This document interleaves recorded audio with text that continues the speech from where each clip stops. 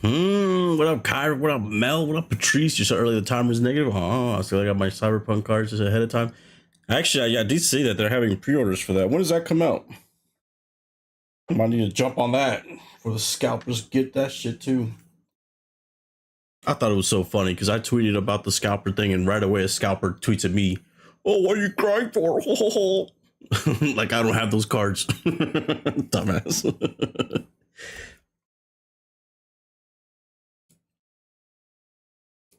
Yeah, let me see what he said exactly. Yeah, because people buying it really thought it would explode like this. Try some more. Yeah, they definitely think it's gonna blow up like this.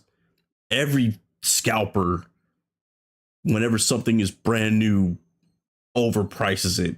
That is nothing new. Unless he's a new scalper and he's just now in part of the game. It always happens. The Pokemon cards, every new set, Chaos Rising, the chase cards are priced ridiculous. It's the way the Greninja was $1,100 at one point.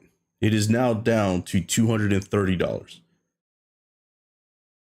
So yes, scalpers definitely know that is going to blow up because they're the ones setting the market like that. So what is this guy talking about? This is how you know they're just stupid people out there in the world, because they have like no fucking, they have no brain. I swear it's like the fucking Frankenstein movie. But anyways, what up, y'all? How you doing? Little does he know. Oh man, the thing, and this was my point about what I tweeted about the Pokemon, the scalper specifically. The reason why all these other ones get away with it specifically is because one, they already have time and know what the market is like, right? The thing is, though, we get that this is brand new, you know, as far as card collectors go. I get that there's going to be FOMO. It's FOMO, first of all. That's the thing that like that asshole didn't realize. It's not about knowing if it's going to blow up or not. It's they're going to go ahead and put ridiculous prices to see who actually bites. And you're going to get a few for sure. Don't get me wrong. But even this dumbass, this guy's funny because I'm glad he did come out though, because it's funny as hell. This dumbass didn't think that it could blow up, which is ridiculous thinking, by the way. But it went up to $200 for the box. It went from day one, so it's normally $45. Day one, it went to $90 or 80 to 90. To today, this morning, all the way to $200 after this other distributor guy that's part of the card game talked about how Palworld is going to be very rare and it should blow up, and he thinks this price is normal, right? It would be like the equivalent of, let's say, that one guy that's all about the PSA, you know, the guy that collects Pokemon cards, the PSA guy that like Logan Paul bought off of it. He has all the Charizards and shit like that. It'd be like him telling people, hey, this card is going to be the next thing that blows up. If he says something like that because of who he is and his reputation, the market shifts. He talks about this in like some of the documentaries that have come out when it comes to that he has like that much power. This guy, I wouldn't say has that much power, but he has enough respect in the industry to where if he talks about something, that's going to have movement for sure. And sure enough, this guy talked about Palworld for like an hour. So him talking made the prices go up from the 90 to one, you know, the 80 to 90 to $199, $200 right away. The thing is, though, the same day, which is today, it dropped already to 150. And that's because other stores found out that they're getting a second wave of the first edition boxes.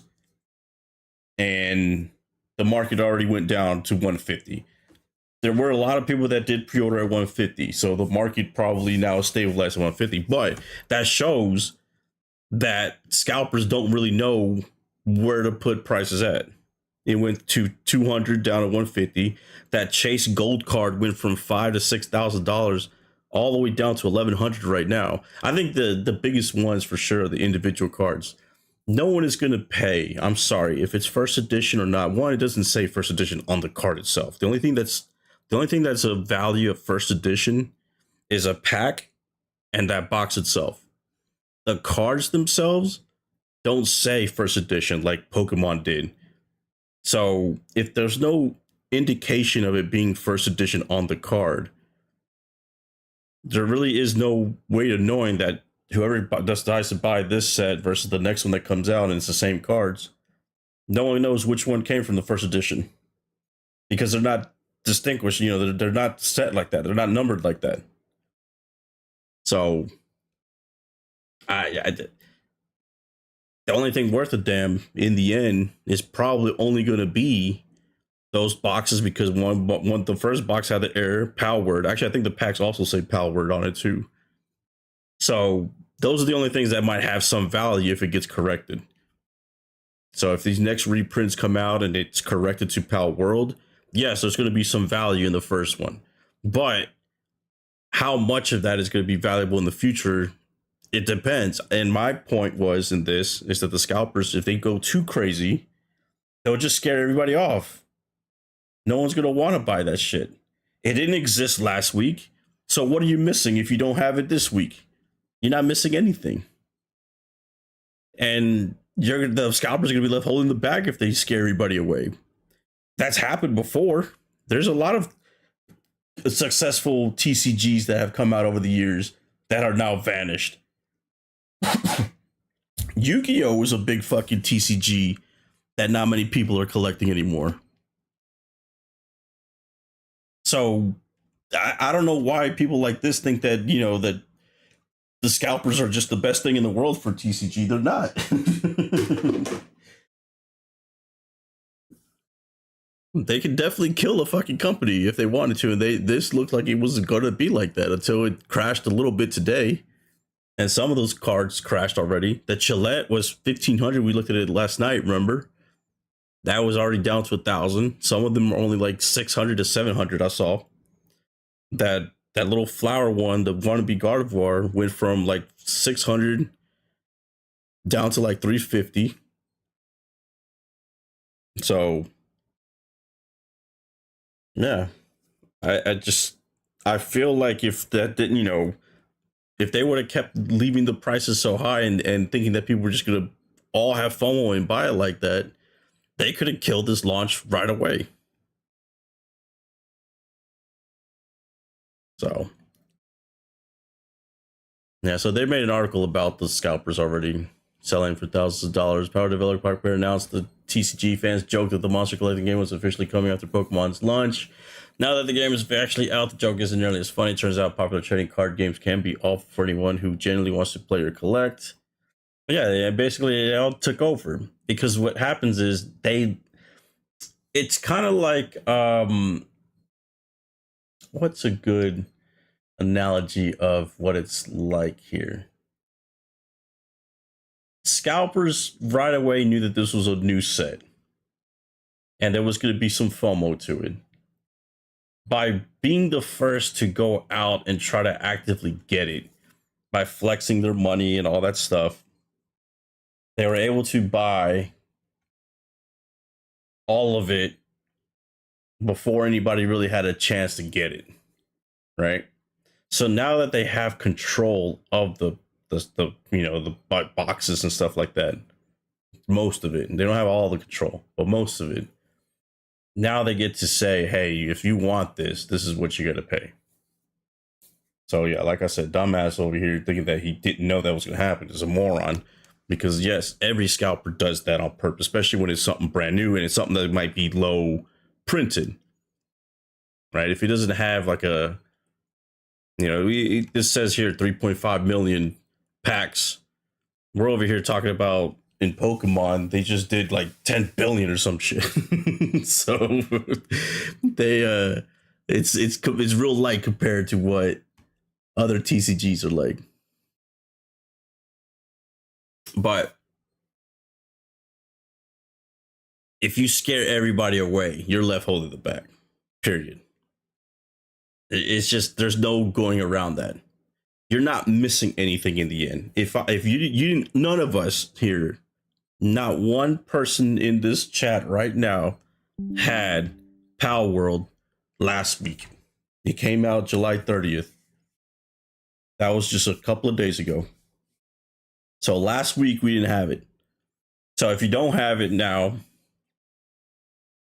you didn't have it last week, and you stop caring about it because it costs too much, guess what happens? They're the ones holding the bag at the end. No, you didn't lose anything.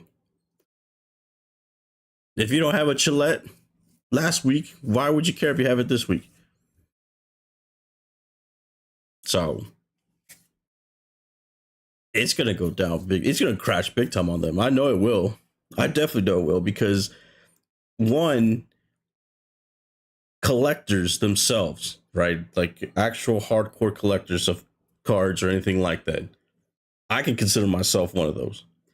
But even people like, let's say, Logan Paul, that might want to have like a first edition box to have, or a Chillette, PSA 10, be the first one to have that or whatever. I feel like even they wouldn't panic buy or fucking FOMO buy just to be the first one, to have it.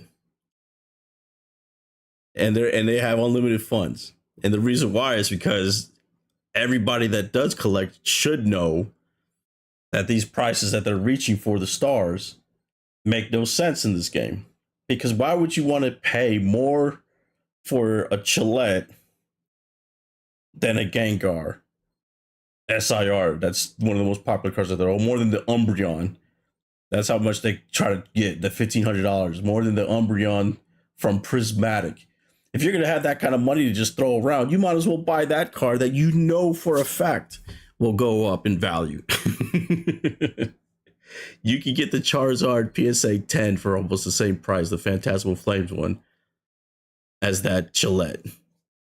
There's just no way that a real collector is going to sit there and say, should I buy this Chillette or skip the Charizard to buy the Chillette? Just no way. I just don't see it at all. So then it comes down to the people that do have FOMO. I don't even think they'll pay $1,000 for it. I think at most people would probably pay $500 to $600, and I think that's even stretching it. But because I already see some SI or some of those SSPs at $350 now. So if you guys want to have that card or any of these cards, I would say wait a month, and you're gonna see real quick that they overreached. Because they're already starting to fall now.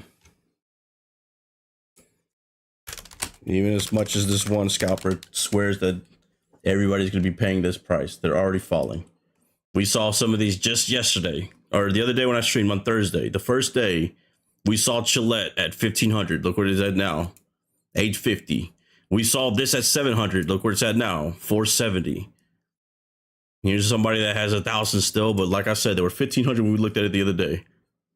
So look, look, $225 for this one now, or $300 to buy it now. The wannabe Gardevoir. We saw this one for like $500 to $600. The Hell Zephyr. It was one of the cheaper ones, but look, now it's down to $300 or better offer. So this is my point right there. Look, I already proved this guy wrong already without even trying that they overreached. They're already starting to drop the prices big time in just 2 days. Like I said, we were seeing these for $600-700, the Gardevoir ones. We were seeing $700 easily for the the Dragon one, remember? And look at that. Yeah, these are our best offers right now. Buy it now. That means no one's buying them right now. So, yeah, I'm telling you, in 2 more days, I'm gonna come back to it. We're gonna look at it every day. Actually, fuck it. This is gonna be instead of Steam DB, we're gonna look at Palworld DB, the Palworld eBay, to show just how much these things are dropping. Because I guarantee this Gillette's going to be 500 next. This is going to be 200. The fucking God of War is probably going to go down to 125 only. And yeah, look, no bids on 225. And you're going to see real quick that it was way overshot. It just was. The only thing that really does have value, honestly, is not the cards, it's the box. And the only reason why the box has value is because of the error print. I'm willing to give them that. But to scare everybody off right away and go from $80 in one day to $200, that just wasn't going to work. Like, they definitely overshot that. See, look, now you can't even find a $200 price of war. Now all of a sudden, because this was earlier, it was 200, but now you're starting to see 169s, 170s. It should be 150 because that's how much the stores are charging right now. So here's a 150. This guy got right, 229. That's not gonna happen.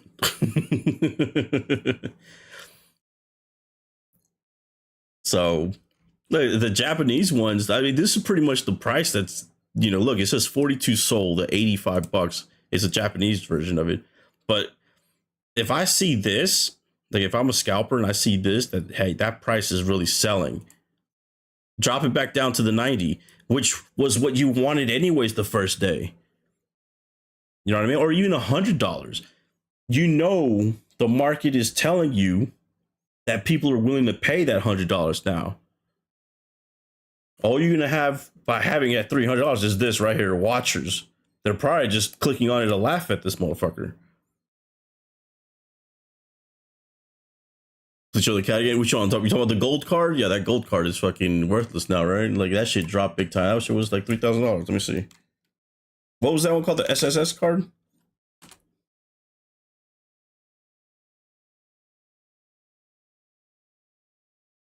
Scroll up. Oh, let me see.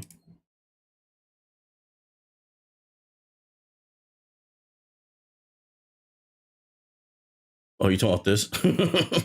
Holding the box.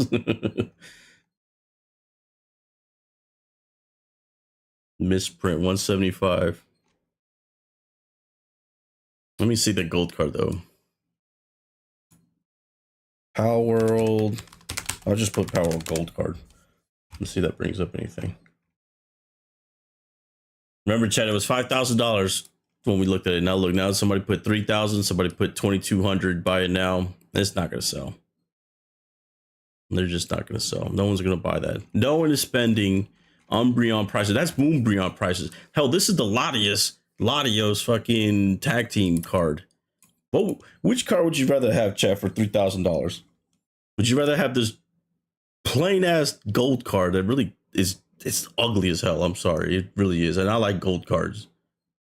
Or would you rather have the Latios tag team, the heart, this card? By the way, that's a fake price. Don't fall for that. That's obviously a fake seller.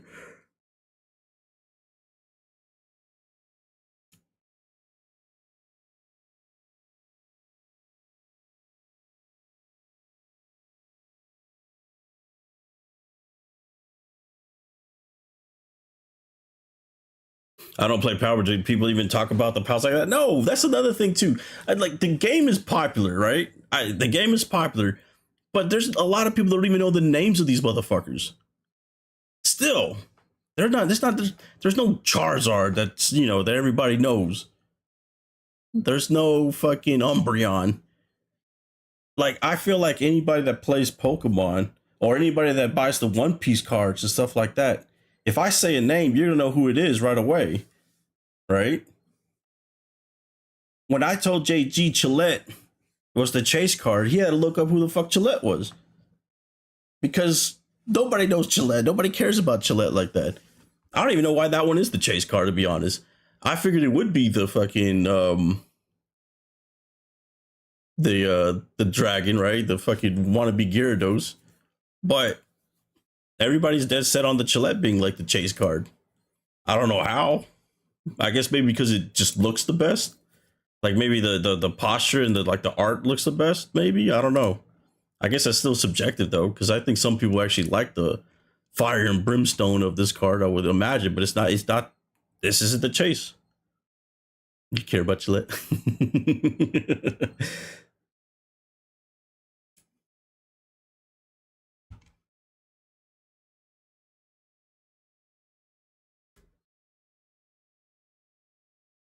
Yeah, people love the game, but it's not because of the pounds. Yeah, no, I agree. And then another thing too, and I've always said this for all games that have that they don't have like a main character. What is the character's name that we're playing as? It's just whatever we want, right? Like I feel like if you're gonna market some stuff to become like super popular for merchandise and stuff like that, you gotta have something. Minecraft has Steve, right? Minecraft has Steve, but Roblox didn't have that face. They didn't have like that one singular face. So marketing wise, Roblox, you can't really market it that well. Palworld's gonna have to rely on pals if you don't want to name characters like that. I mean, obviously the trainers and the bosses have names, but nobody knows much of those names.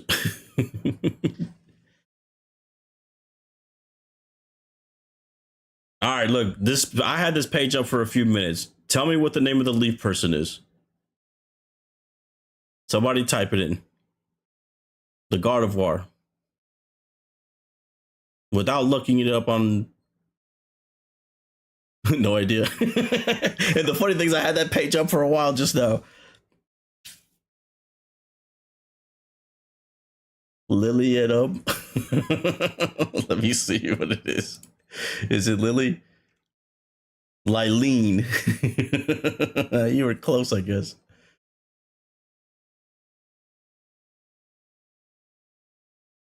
All right, what's the dragon's name, chat? Gun to your head. 5 seconds to answer.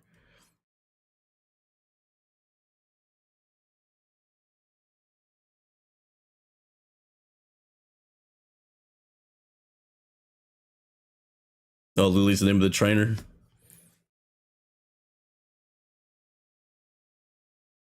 She has a Lilene or whatever. All right, tell me the dragon's name or the Gyarados or whatever the hell it is. That's why I'd rather stick with Pokemon.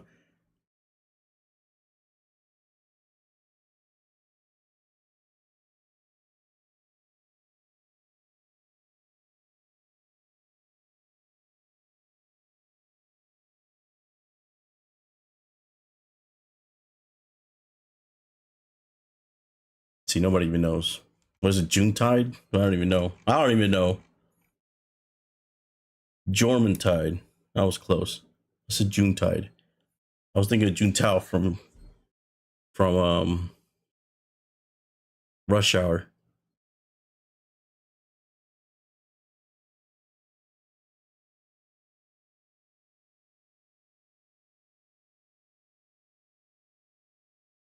But yeah, I mean, the prices are already going down. Like I said, in 1 month, these prices are going to really be what the market is going to indicate, what people are willing to spend, and you're going to see these prices dramatically be way lower.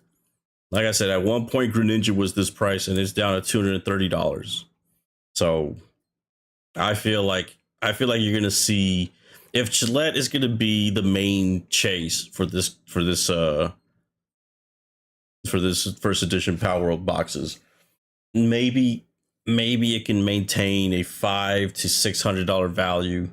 I don't know if it even would be that high, but I figure with 4 other ones, you got to have one that is the higher one that people are willing to spend, and it looks like that is that card.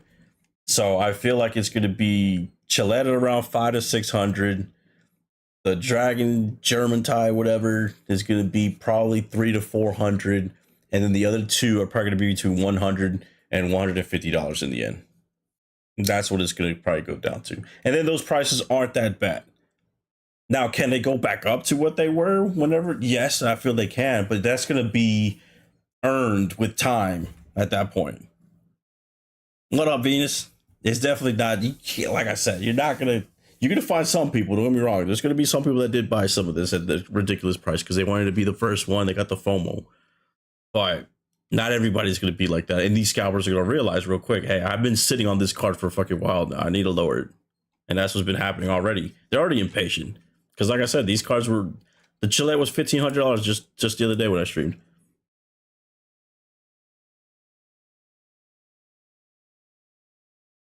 And like I said, this was $700 just the other day. The Jorman Tide.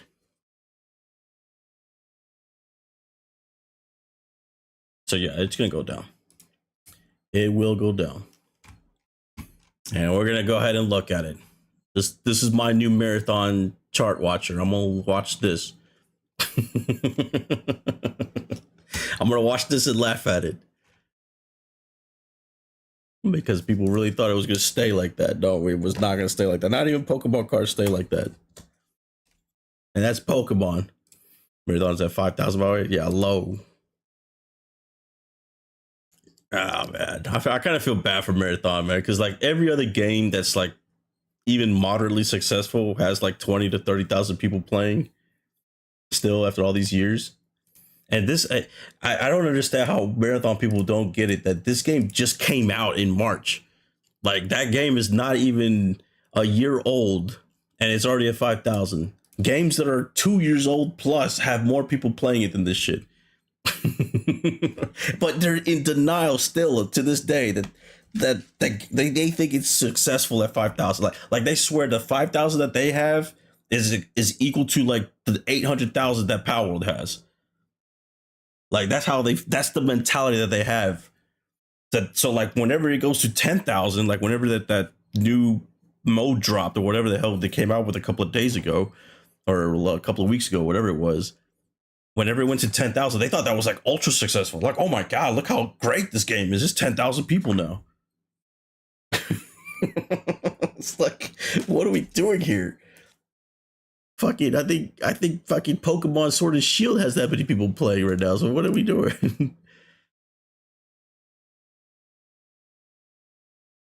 Because the Sony exec said Marathon is scanning people. I was laughing at that, but then again, the way they said it too was it was like a one sentence thing that got mentioned. They really didn't talk about it. It's just like, oh, some release came out in June and it had like a share of a gain or whatever it was, and then that was it. That was the end of the conversation of it.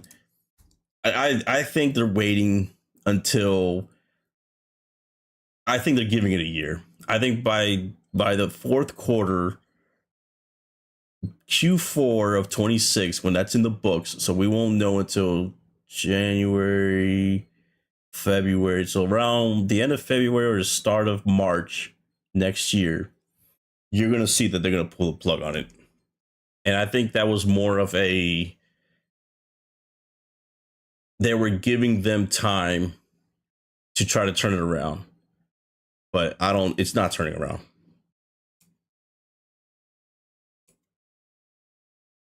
Yeah, I play Marathon, but I know Marathon is strong. Yeah. I mean, it's the numbers are not convincing for a game that's only 6 months old or whatever it is.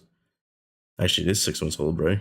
March, April, May, June, July, August, 5 months old. Not even 6 months old. Not even 6 months old. Yeah, I think it's just because it's Bungie that they're giving like the benefit of the doubt. Like they're really trying. If this was the ones that made Concord or the ones that did fucking what's the other one that came out right away and got kind of shut down right away?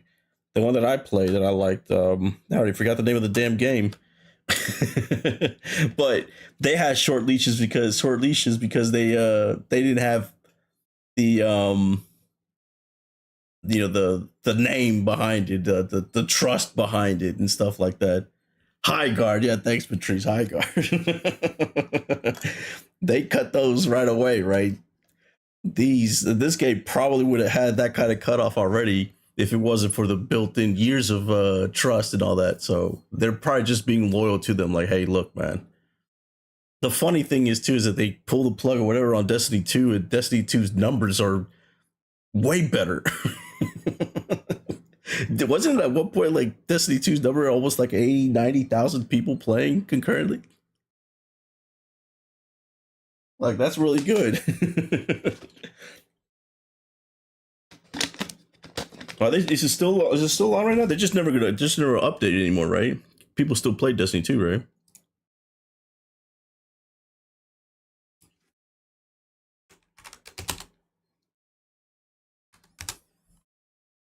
What is that at now? Let me see. So yeah, Marathon right now, chat is at 6,000 people. It just crossed into 6,000. So. And then Destiny 2 is at... Oh, it doesn't even show it no more. So I guess they took it out of everything. Oh, was it never on? Oh, it was on Steam, wasn't it? Destiny 2? They don't show any numbers. I don't know if maybe they just got rid of it. I don't know. Maybe it doesn't track anymore.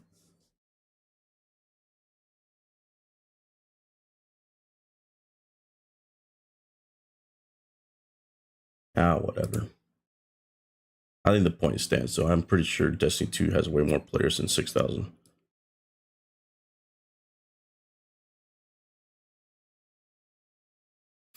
Oh, is it on console? Maybe Steam's not tracking the numbers for some reason.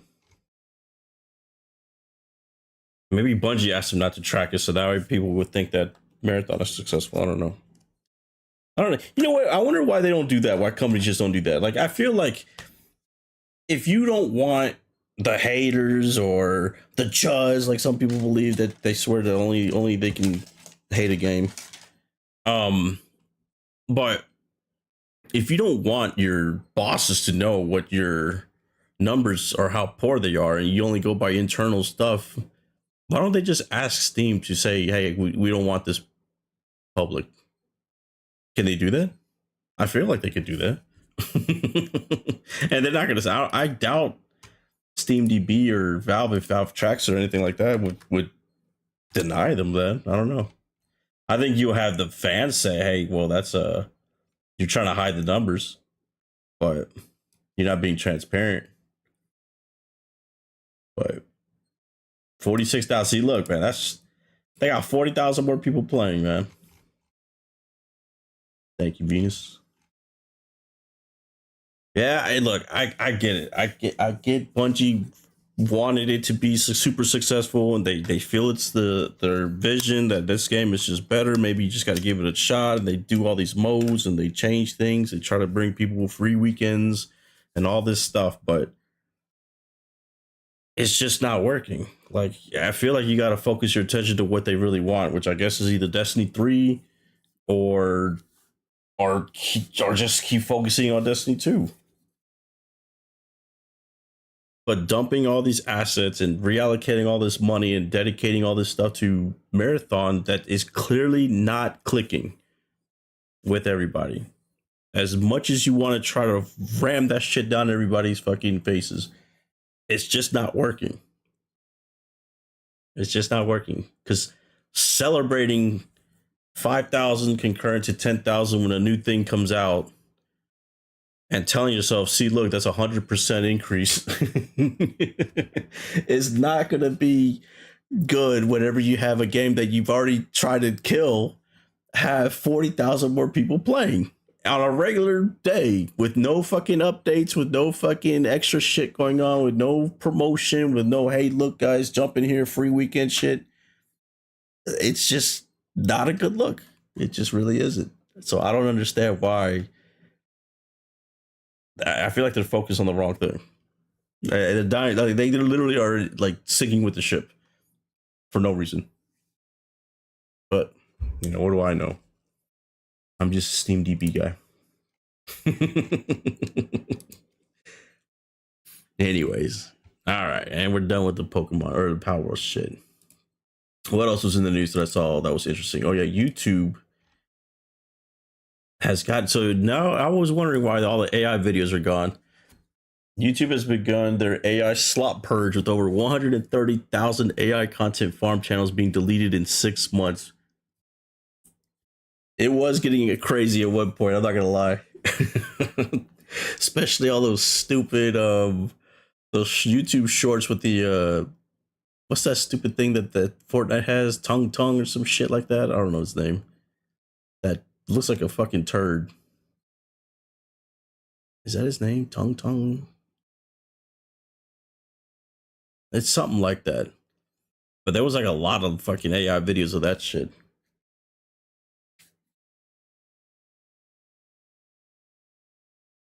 It's three tongues. Tongues or whatever.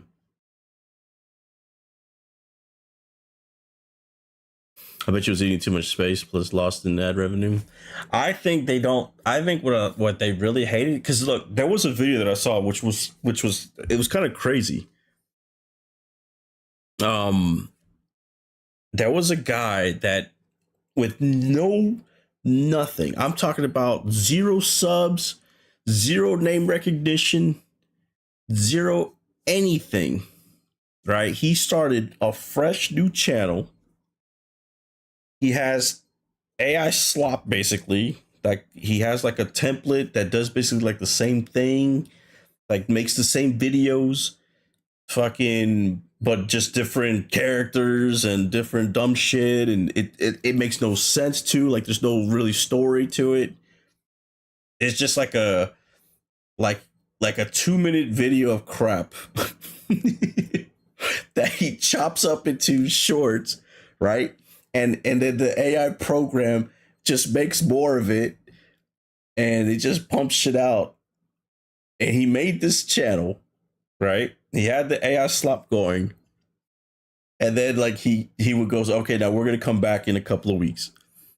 He came back in a couple of weeks, and he was showing how much the views went up, how much fucking traction it got, how much dumb shit. Like he met all the metrics. All of a sudden, that channel got big. And it's all because it does it automatically. Like he had that shit printing money for no fucking reason. Well, he hadn't got the money yet, but he said he could have. He could have applied and all that shit. And it was funny as hell though, because it's like, damn, people really do get like fucking like sucked up in that shit, I guess. They just want to watch it, even though it's dumb shit. But yeah. They just flood all the YouTube shorts. It gets in the algorithm and it becomes popular, and then people like go to that channel and stuff like that. And I guess they sub and shit, or if anything, it's all the watch hours and all that. That's all they're going for, anyways. Watch time, and all that shit. No, kind of crazy. Kind of crazy. The ones that have like the fucking grapes and shit, they have like all these fruit ones, fucking chopping legs off or chopping a fucking fruit off, or I don't know. It's some weird shit, man. But I guess they're finally on it. the AI glory days are done already. But yeah, you're probably right about that too, though, man, because that probably is taking a shitload of space.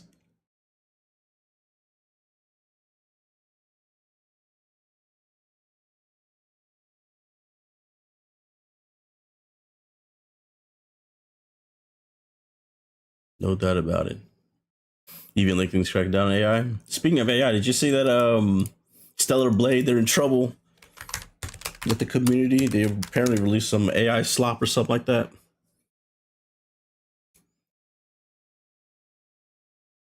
Stellar Blade Blood Rain developer shift up has sparked a backlash for releasing an entire AI generated music video starring Eevee. So look at that, chat. Let me see if I can find what the AI slop. Let's see how sloppy it was, chat. Where is it at? Stellar Blade. Where's the video at? Come on. We can have fucking Spider-Man, the whole movie on here, but we can't find a Stellar Blade shit. Wait, is this it? Wanna Be in Love featuring Stellar Blade. Yep, this is it. Can I play this without it being a fucking... Would my channel get flagged as AI slop for playing it?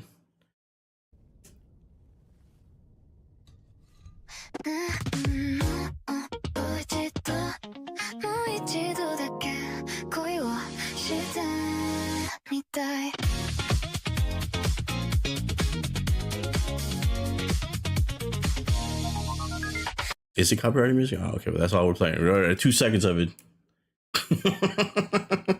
Is it really copyrighted music? Fuck. Anyways, you get the gist of it.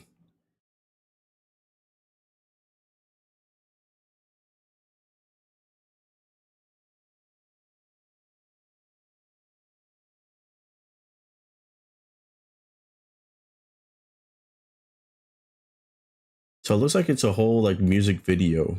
Like it's Evie, whatever her name is. Evie, right? Eve is the first one. All right, so it's her singing, walking around the city, and all that stuff. They show her like dancing and show like cutscenes of the game. It looks like kind of thing. They have her. They pretend like she's like a real person though, like doing a music video. Because then, like at the end of the song, they have like a crew there, like taking her out to lunch and shit, shift up and all that stuff. I don't know if this is like the actress playing her for real. Or I think it's that. I think this is the AI part of it. I don't know. It kind of looks like the girl from all the fucking those memes. I think it's AI slop. I think. Okay, it is all AI. Okay, the crew looks real though. That's what's funny, man. Because I'm not watching it because I don't want it to play the music. I'm fast forwarding it, so it looks the crew looks real for real. Yeah, it's definitely though. Yeah, because I saw like the one of them was wearing like an earpiece and it's like not connected to anything.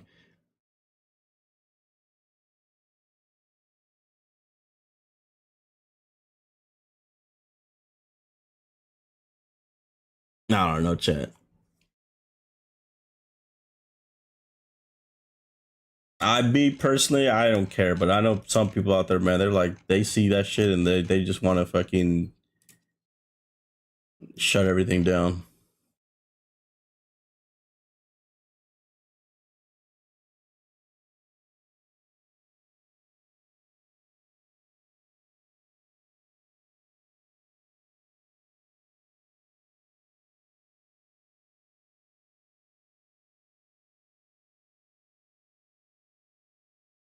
I'm still gonna play Silver Blade 2, but I was done with them. I'm gonna play regardless, man. That shit don't bother me like that. Just like the whole disc thing, I'm still playing GTA 6. That don't bother me like that either.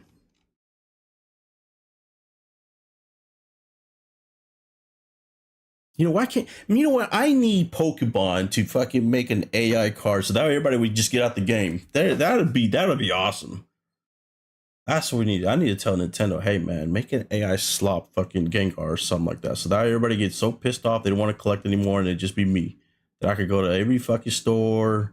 I could get all my cards that I want, all because it's AI. See, I need to start thinking shit like this to get people. Make Palworld AI and no one would buy that shit because everybody be mad about them. Mad at them about it.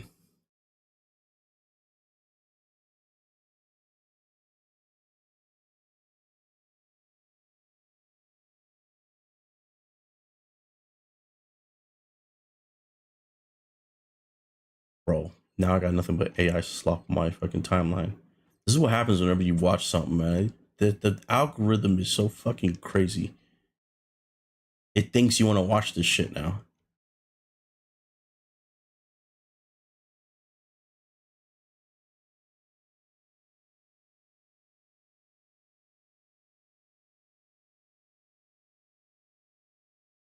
What up, Black Shogun?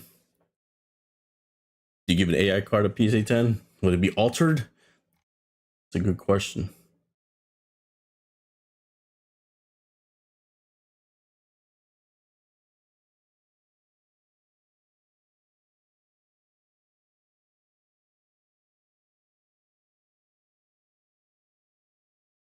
To watch Spider Man, I saw a little bit of the Twitter version, allegedly, but no, I didn't watch it yet.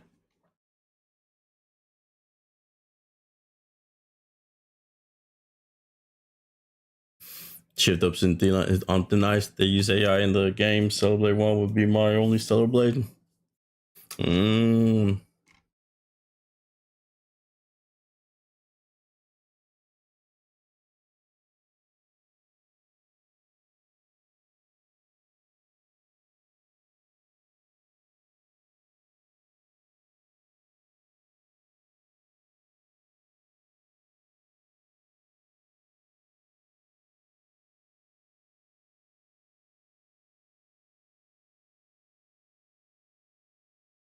It was pretty good.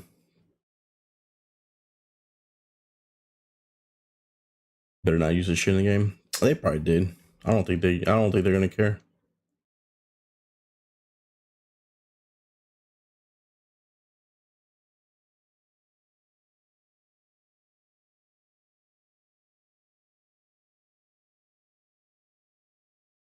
At some point, the apologies and the oh, we didn't mean to have it there, the oh, we thought it was a placeholder, all that's gonna go away eventually. They're just gonna let you have they're just gonna take the backlash in the end.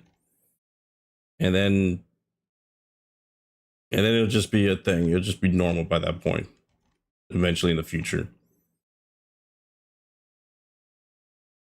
I'm curious why Asian devs are more open with it, because they didn't get I wouldn't say necessarily conditioned, but there was definitely a big push over here that AI is like the worst thing ever. So there's like, especially with the Hollywood strike. I still blame the Hollywood strike and the writer's strike and other for a lot of it, but because they were all talking about, oh, the AI is going to take our jobs, our acting jobs, and all this kind of shit. So you had a lot of people like had like a soft spot for them. But like the AI hate really started, I think, or it peaked around that time, or at least it made it to where like now people hate even more around that time when that shit was happening. The funny thing though about the hate and all that on that is that now all these Hollywood actors are making a bunch of AI companies, and they're on purpose now using AI to carry legacies and stuff like that. Like if an actor or an actress dies, their family wants AI so that they can still get money. So I find it hilarious that they were afraid AI was going to take over, but yet now they're on purpose using AI to continue to make the money. Unfortunately, Korea, they love AI. Plus, it's hella regular here and over there. Or over here. Yeah, and like I said, I think eventually a lot of companies are gonna be using it, and they're not gonna care about the backlash anymore. It's kind of like how Sony talked about the disc thing. They basically flat out told everybody, we don't care. We knew this was gonna happen. We knew people would get mad, but we're gonna still go with this. Sorry about you. Like they in the end, they don't have the same emotion that we have when it comes to that stuff. This lady here with us in here. So we announced that. So PS5 ending disc production. The second question. So on this point, so we announced that January 2028 onwards, we will no longer be manufacturing game discs. So 1.5 years ahead. So we made this announcement at this time. There are various reasons we made this decision, the biggest being that the digitalization of contents overall has been progressing. That's the big factor. It's not just for PlayStation, but for all kinds of contents, digitalization is progressing. And so when we think about the future, and we put in a lot of thought and time, and we cautiously considered this, and we came to this conclusion, and we're going to cautiously move this forward. And to this decision, we have received various opinions, and people have strong views, and we understand that the community has put forth those views to us. Games are loved by many people. It's a form of entertainment that's loved by people, and it's connected to people's fond memories in many cases. And so we understand those emotions. Circles are good. Actually, that goes good with the video. Consider that. But yeah, I'll take that off. Ecosystem. How do we engage the gamers is something that we would like to continue to explore. Thank you very much. Basically, sorry about your luck. Now, All right, I wish. Is anybody out there in Japan that watches this channel? I want to know how the Japanese feel about that. I feel like if they're saying it like this, I think they're trying to tell Americans, whatever you say, I don't care.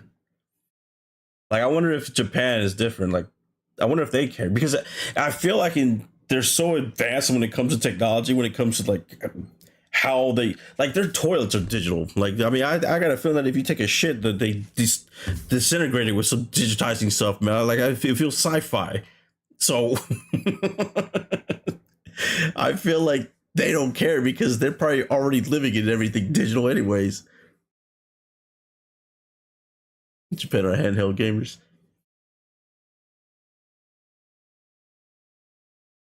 So do they care?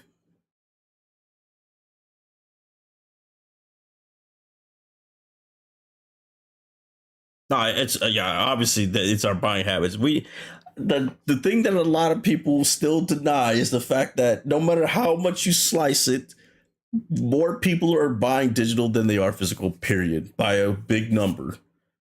There's no denying it. There's only denial about it, and there's only cope about it.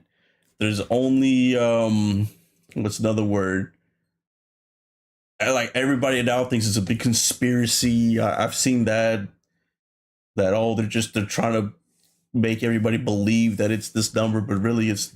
And then I'll see charts from 2-3 years ago with games. Like, bro, that's irrelevant to what's happening now.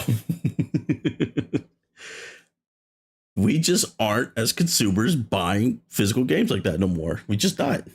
We live in an age where we want shit fast. We want it now.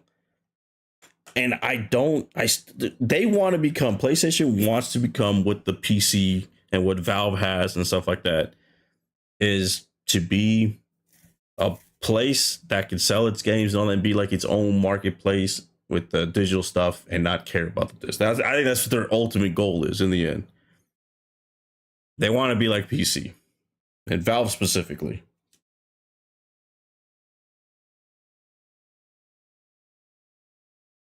So they're just forcing it now earlier than probably was going to happen anyways, because the truth of the matter is, in the last 15 years, you went from almost 99% physical versus digital to swapping it 15 years later.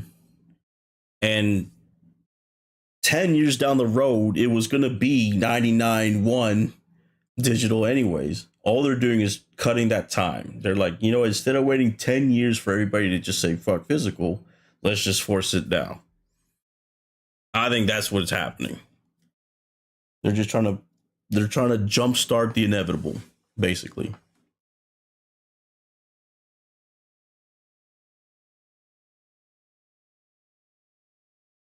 And they're not gonna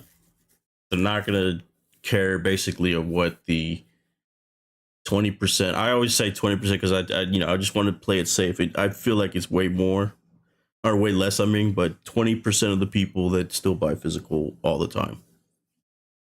Now, that doesn't mean that it should go away completely. I get that some people. I kind of don't get how you can't get digital. I feel like if you're able to buy a PlayStation 5, no matter who you are, then you should easily be able to buy something digital. But but let's just say you have credit problems, which, again, can't you link PayPal and stuff like that? I don't know. But anyways, let's pretend like for some reason you have a felony or you can't get anything credit card wise. You can't get a PayPal account. You can't get any way to fucking pay digitally. Let's just pretend you're somebody that's like that unfortunate. You were able to afford a PlayStation 6 because somebody dropped it in the back of a truck or something, or PlayStation 5. Let's just say you're the person that can only get physical copies of a game. Then, yes, you're going to be more upset than anybody else. Your credit score is 4. Let's say your credit score is 4. But in the end, is Sony caring about you with that purchase? That means in my opinion, I know it's probably stereotypical, but you're just looking for the free games on the PlayStation 5 at that point, right?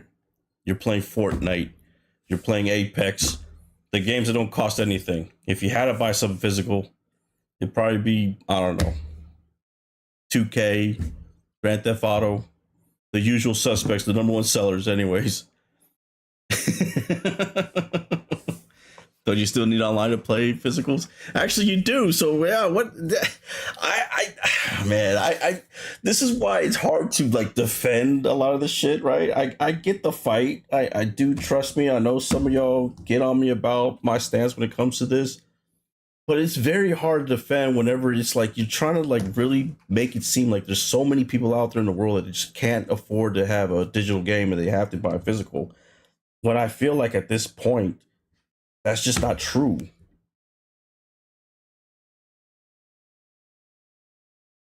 Like, I feel like we're trying to make it seem like that's a lot bigger number than it really is. But it's certainly, I can tell you this, they have the odds, or they have the stats more than I do. They know internally what's really the truth and whatnot. All we have is speculation. They might release some numbers to us publicly, but they know what is and isn't true, regardless of how we feel about it, regardless of what we think we know. They're the ones with the true numbers. And somebody at the top said, hey, look, it makes no sense to keep doing this. Whether it's money, whether it's marketing, whatever it is. Somebody said it is not worth it. So much so that even with backlash, even if people try to go through with some kind of boycott or whatnot, we can withstand it and it's not going to affect us in the end, in the long run. That is what they're saying with these numbers that they have. So you can fight the good fight, in that week, sometime next, what is it, at the end of the month, see what kind of dent it is. But the very next week after that fucking lockout is going to be Wolverine. And I got a feeling, I could be wrong, but I got a feeling Wolverine is going to be a very popular game. And that's Sony. And then on top of that, Spider-Man just came out and made like a record number of fucking money already. Like one day, like 150 million or some shit. I saw some people try to say, oh, well, that's different. But do you see where they're sitting right now, chat? Do you see the screen that's on the TV right now? It's 3 people, but you only see 2 of them. What does that say right behind that lady in the middle? What does it say? Go ahead and type it in. Don't be shy. Just go ahead and type those words that are right there behind that lady. It's above her head. It starts with an S. What does that say?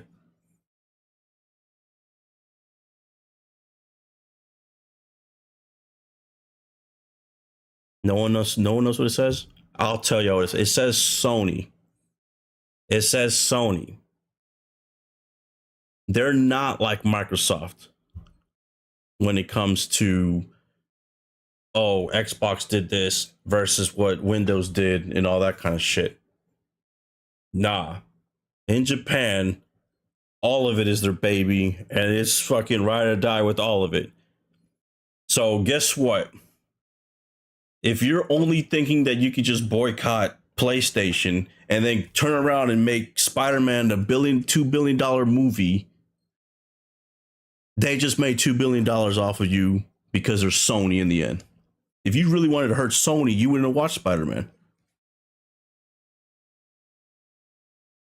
That doesn't say PlayStation. That shit says Sony. Doesn't say PS5. That shit says Sony. So that 1 week boycott means nothing whenever everybody watched Spider-Man.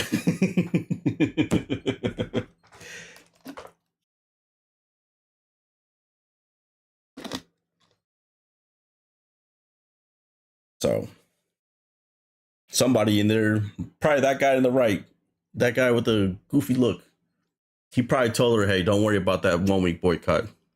Spider-Man's coming out. We're going to make, $2 billion in 2 weeks.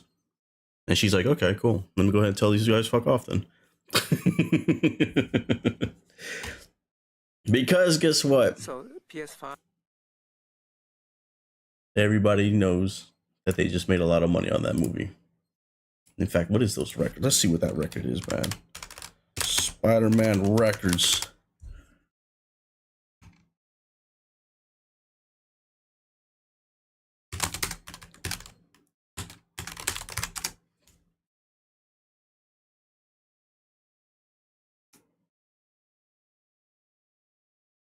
Sheesh. Spider-Man Brand Day sets all-time first day high with 168 million US. Could beat Avengers Endgame 357 million weekend record.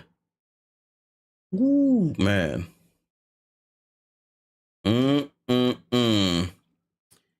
look what it says there. Sony is calling the 3-day weekend at 325 million. Sony, I'm telling you.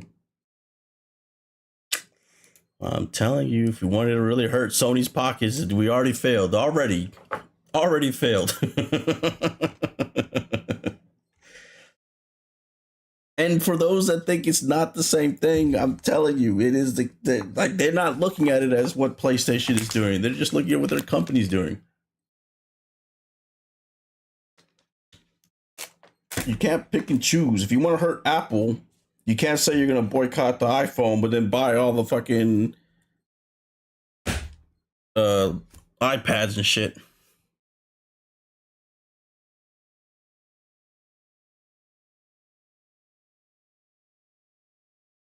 That is an extension of the company.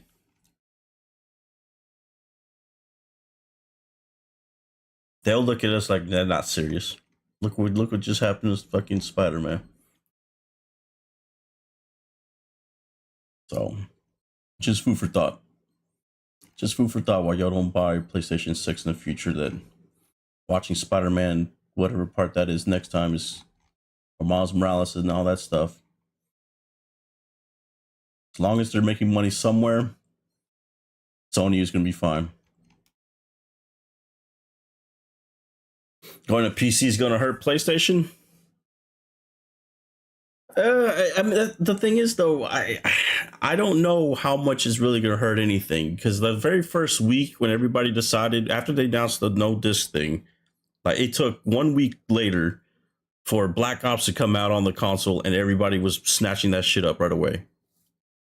Everybody swore, everybody was telling me that there's no way they'll buy the GTA 6 edition for $99 because it was with no disc. And yet the number one selling game right now in all charts is, guess what? GTA 6 Collector's Edition. Like, not even close.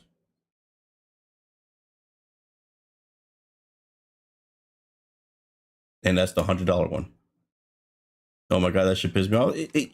Because what everybody says is not the actions that are taking place, period. No matter how you slice it. I hate that physical's going away, and then they buy nothing but digital.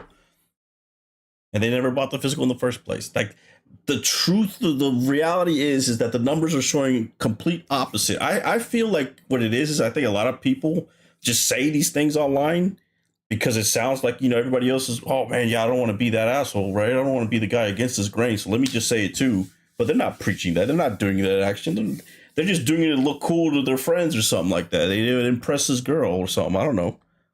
They're not applying that shit. Obviously not applying that shit, because guess what? Every game in the top 5 was all the digital shit. Not only was it all the digital shit, no physical, it was all the expensive shit. The collector's editions of fucking NBA 2K, the legendary shit, the fucking GTA 6 collectors. Like, the top 5 was all of the high shit. 150 plus or 99 plus for sure, and 150 up to $150. I think the only game that actually was like a normal price game that was up there was the original edition of the FIFA game or whatever, FC shit. So all that is fake anger. It's just like, I guess, just what people want to hear or see on fucking Twitter. Just so they don't, you know, they have like this, I don't know if it's a moral, oh, I did that, man. No one can say shit at me because I put on there, I tweeted that I was against this shit. And then they do the Russell Wilson meme. They're like, well, let me go ahead and buy that GTA 6. So fuck that. I'm not gonna ban that shit. I'm not gonna fucking boycott that. Fuck that. Let me take that bite.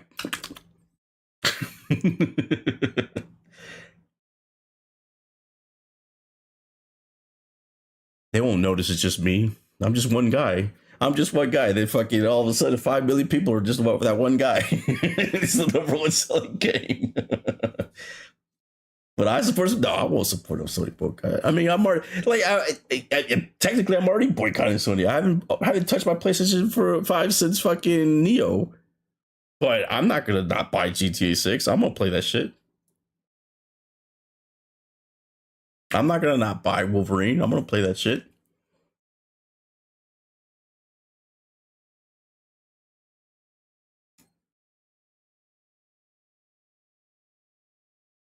Did I play Crimson Desert on PS5? I did, and I know I was PC. No, I was PC on Crimson Desert because I have it right here on my homepage, on my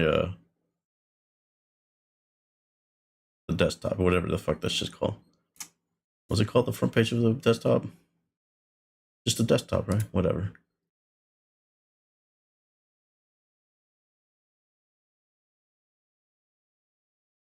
Yeah, I don't know. Not home. Whatever the front.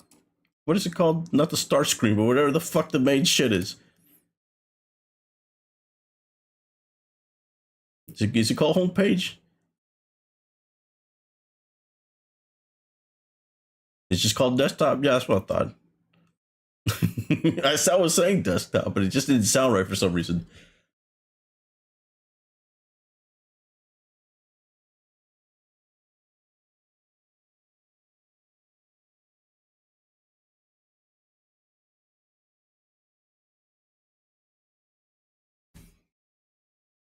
Yeah, whatever the fuck this is. Here, look. Can you see it? Like, there's a desert.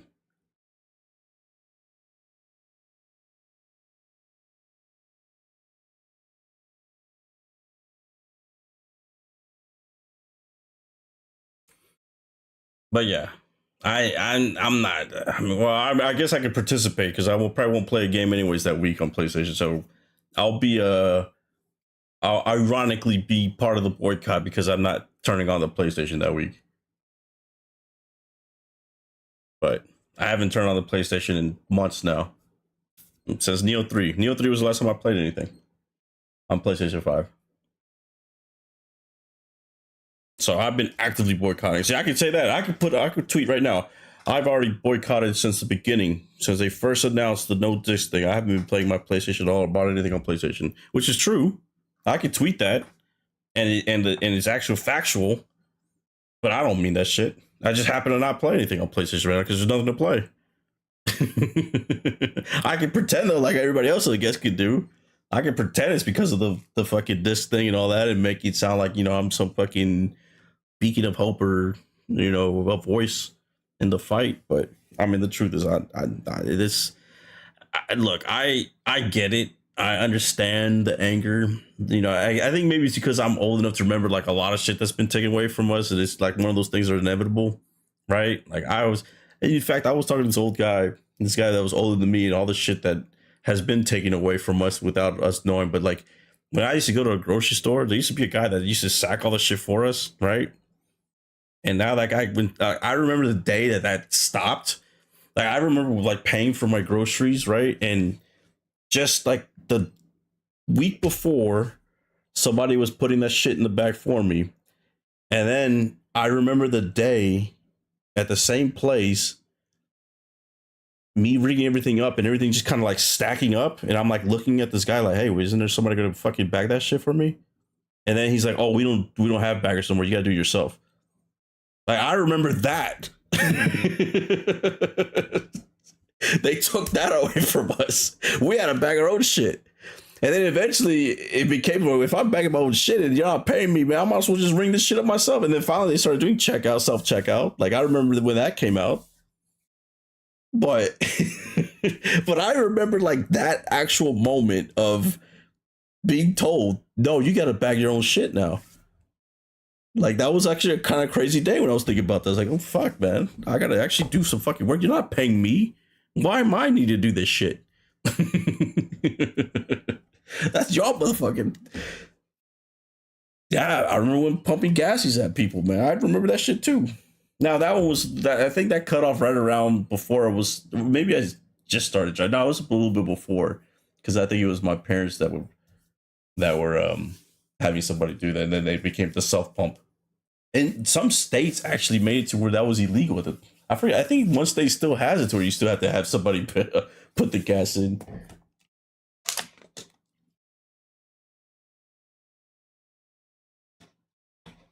You said Baggers in OKC. Now I noticed that I think New York. I think I read that New York's trying to fight the self checkout. Like they're trying to fight it by making it to where if you self checkout, you get an extra 10% off or some shit. But I just think it's funny that it's one of those things that you don't think about until like it happens. That you know you lose stuff. You don't realize how good you have it until you lose it. I guess is a better way to say all this.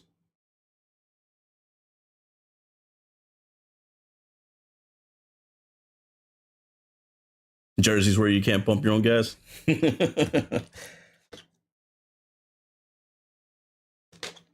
Bro, do you remember when you go to the grocery store and they still have them? They still have most of them still have like 20 fucking numbers. And how many are actually active now these days? 2 at the most. The self checkout and maybe 2 fucking registers. Now HEB I think is the only one I see like more people. That's because there's so many damn people in there.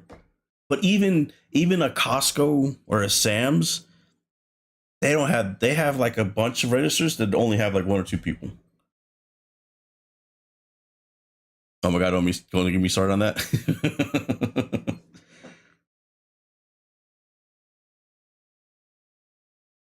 Yeah.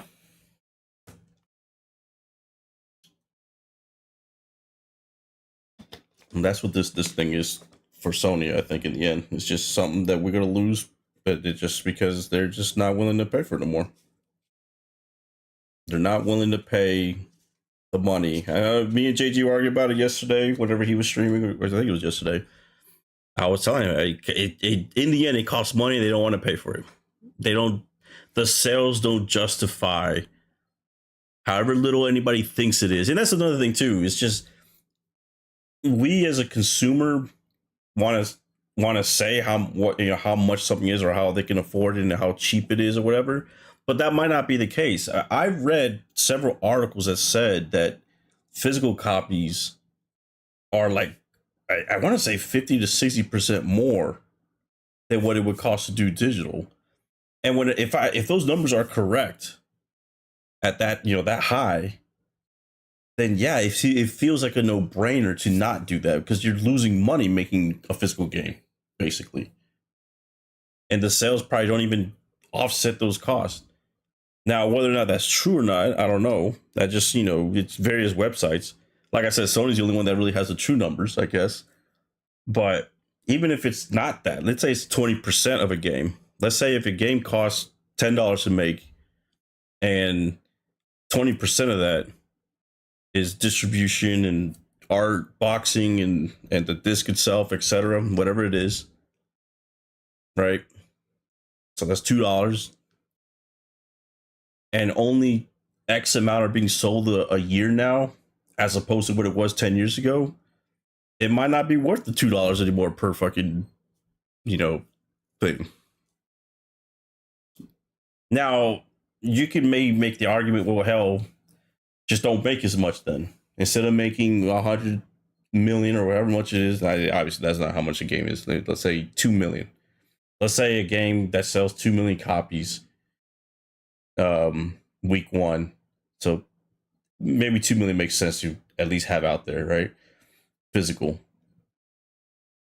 If it sells right away, right, where it's sold out, right, which should, because now the supply is low, then maybe you have the decision there, like, okay, this is how much we're willing to spend to make it.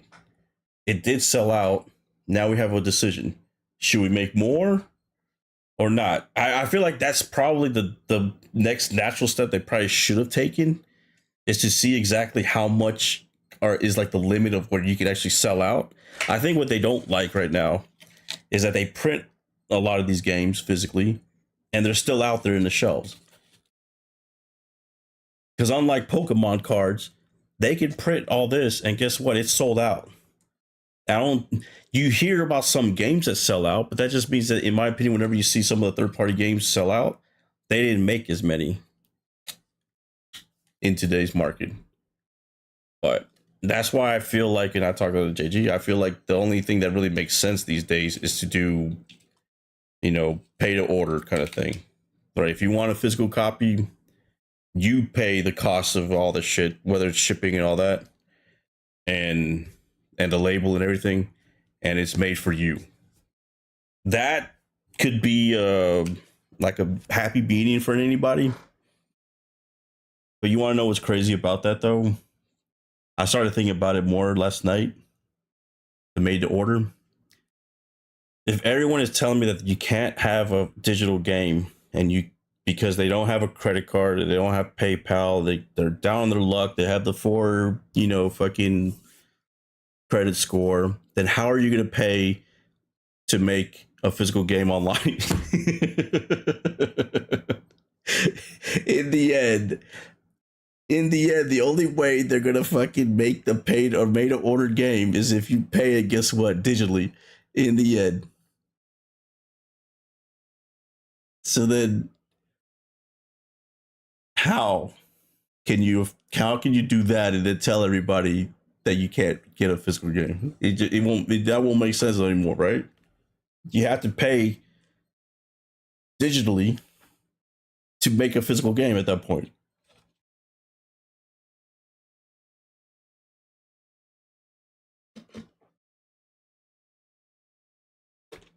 They can work out deals with the retailers. Yeah, you know what? Yeah, that's true. Maybe that's how GameStop can stay in business with that stuff. Although they don't care. They're already in the TCG game now, but yeah. Actually, that would be that would be a way to get GameStop still involved with it if everybody's worried about the retail part of it. Have it to where they can do it. GameStop can make the made order, but then again, they'll probably charge you more though. They'll probably, knowing GameStop, especially for TCG people, GameStop would not only put those costs on you, the shipping and all that, but then there's going to be a convenience fee. Okay, well, since you couldn't buy this game made to order, we had to do it. That's an extra $5. That's an extra $10. It's going to be a more expensive game if you want physical. I'll tell you this right now. Well, a lot of people, I feel like no matter what, it's going to get priced out. It's going to get priced out because if you can buy GTA 6 digitally for $99, but then it's going to cost $150 to make it physical, just because you're going to have all these fees attached to it now, who's really going to buy that shit? I don't think it's be as many people as much as you think it'll be. A collector's edition that was $200, like the Call of Duty stuff with the glasses, the fucking night vision, all that. There was just tangible stuff there that you could justify that kind of price. But just in the end, to get the disc, to pay that much just for the end to have a disc, I don't know about that, man. I think maybe the only way you can survive now, just think about it, is to have special shit like that. Maybe have a GTA 6 with like a steering wheel or something. I need to have something in my hands outside of just the disc that makes me feel like it's worth $200 or $150 plus.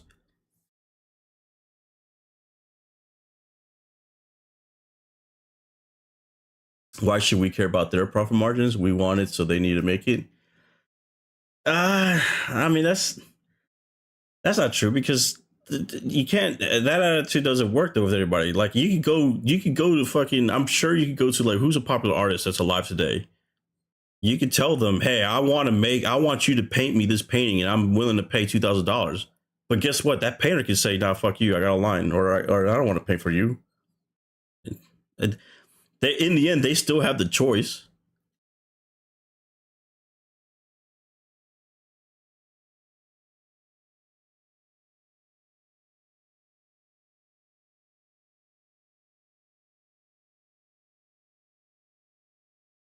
Y'all paying $100 for it? For what? GTA? Everybody else already is. It's the number one game right now.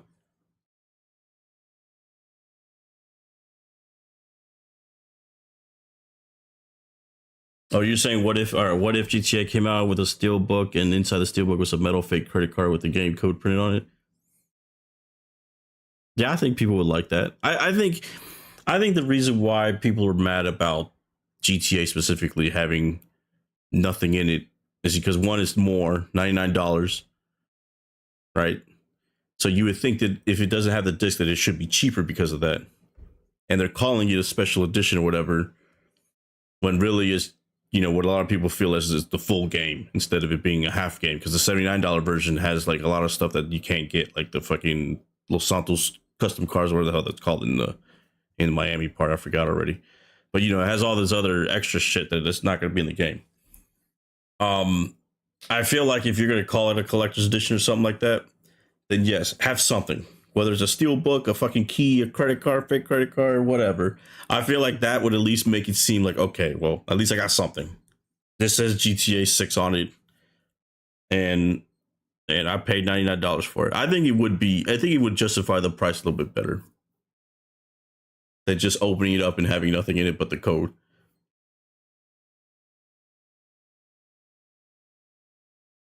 But they were, obviously it didn't matter. People were paying for it anyways. I hate that these companies are moving like monopolies. I mean, I feel like it was just inevitable because of our decisions that we made as consumers. We stopped caring about physical. We only care about it now that it's about to be taken away. That's the reality of it. 10 years ago, 85% of people were buying physical. That's dropped significantly. Whether you believe the numbers or not, the numbers, what they're showing and what the prices have and all that stuff, it's showing that more people are buying digital than physical. And just as a gamer and just as a streamer and streaming all these games, I can tell you right now that 99% of it is probably true, because I only have 2 physical games that I have in the last 10 years. And that's because I had to buy them physical, so I could get a discount on it. Mafia 3 and what was that other one? Borderlands 4. Those are the last 2 physical games I bought. And those are the only 2 physical games I bought in 10 years.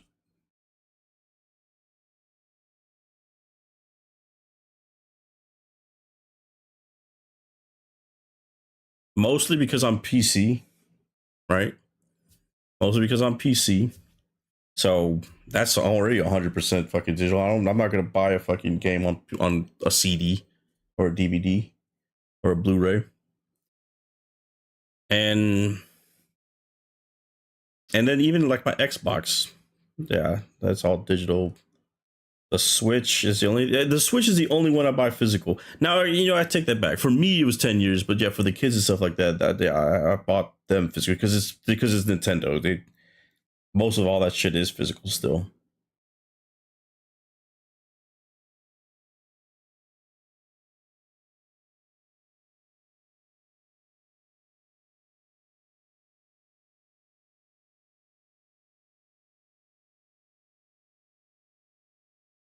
Yeah, they're showing numbers knowing they haven't had any meaningful releases in the past few years. Yeah, but the sales aren't justifying that though, Iconic. I mean, just because you didn't like a game that came out doesn't mean that. I mean, as far as the video game industry is going, I think year over year they've been hitting all the numbers, and I think it's gotten way better since the pandemic year. Like, I think it's been escalating. So regardless of what games have come out, the money's still there. But the one thing that's not there though is the physical copies of the games being sold. Capcom just released all their numbers, and this is just Capcom, not Sony, not anybody else. Capcom, which to me is like one of the hottest companies right now. They could do no wrong. They came out and told everybody, hey, 93% of the games we're selling is digital. They weren't talking about DLC. They weren't talking about all the shit that Sony was talking about. They flat out said their games that were sold, 90% of it was fucking digital. And then when you broke down those numbers even further, Almost all of it was Switch 2 or something like that for fucking the physical. Their highest game that they sold with 8 million copies or 9 million copies of Resident Evil, almost all of that was digital. So, I mean, the numbers are just, they're showing a whole different story versus what everybody's saying.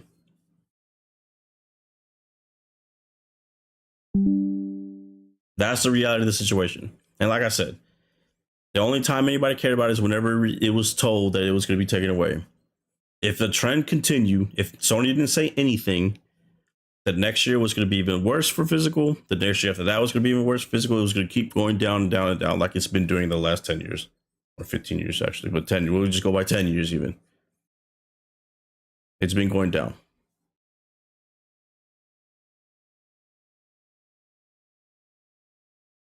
And it's just because it's just easier.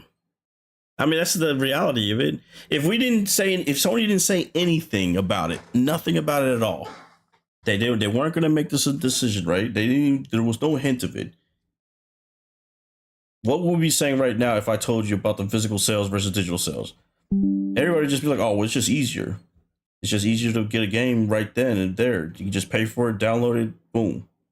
No one was talking about at the time I don't have the ownership and all the stuff that everybody's using now of why they hate it. Nobody was talking about that just a couple years ago. It was really only until they said they were going to take it away that people started complaining about some of the things that could happen or whatnot. But the trend has been happening for a decade now of people switching.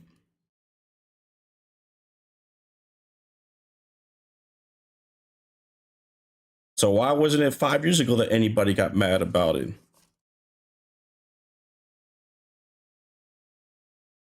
Because like I said, I think the only time anybody cares is because it's going to be taken away from you. That's it.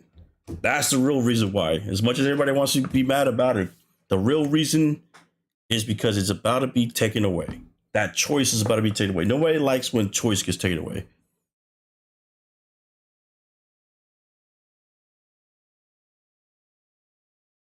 The potato mold, Monster Hunter Wilds physical on Switch can move mountains.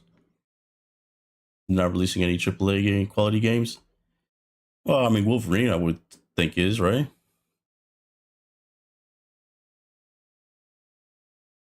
Wolverine, I would think Sony would have as a AAA game.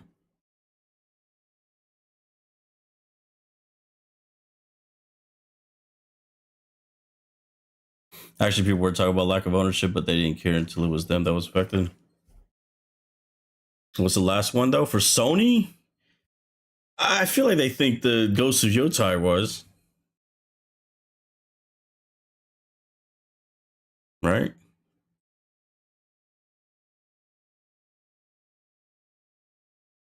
Now, this was an interesting graphic that I saw about the physical split. It had Astrobot at almost 50%. Now, I want to be honest, chat. When the fuck did Astrobot have a physical copy? I didn't even know they had a physical copy. I thought that was an internal game, like just like you could only download it at the store, the PlayStation store. Did they sell that? You got physical? I didn't know. Whenever I saw that graphic, I was shocked. I was like, I didn't even know that the game came out physical.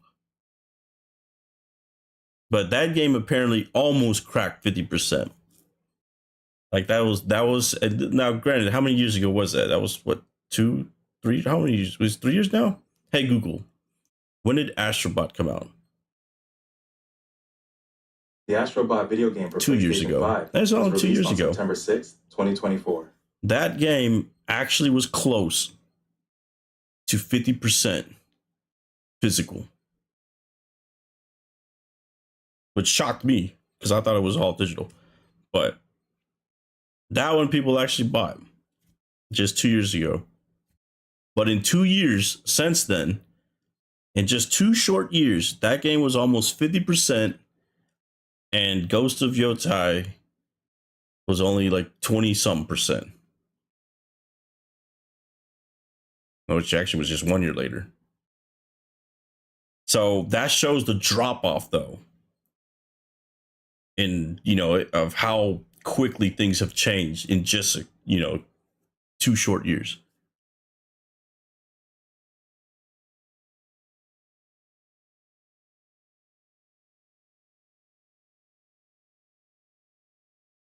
That's what I'm saying. They're releasing these numbers knowing they haven't had. Well, but see, you're going by just Sony. I mean, are we going to sit and pretend that Resident Evil wasn't a game that sold a lot?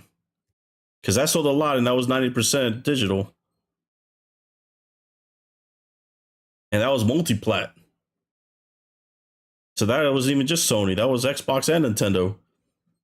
Nintendo was the only one that was carrying that load of the physical part.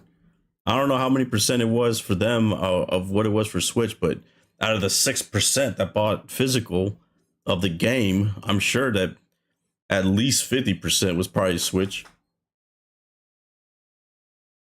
So maybe 3% of the physical was Switch too. You're talking about exclusives? Yeah, but why would you just talk about exclusives though? Like I said, this game was a game that came out for everybody. And it definitely had physical. It had physical for 3 different consoles, and nobody was buying it still. And that was a game that sold a lot. Like everybody bought the game, they just didn't buy it physical.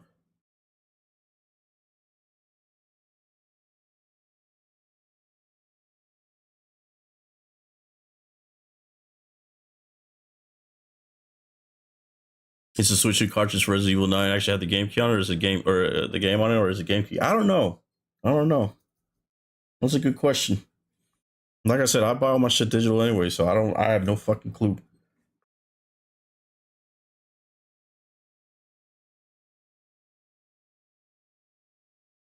Since this is PlayStation trying to end physical, also you're just going because they're the ones that are making that decision for everybody essentially. But Sony's seeing the trends though.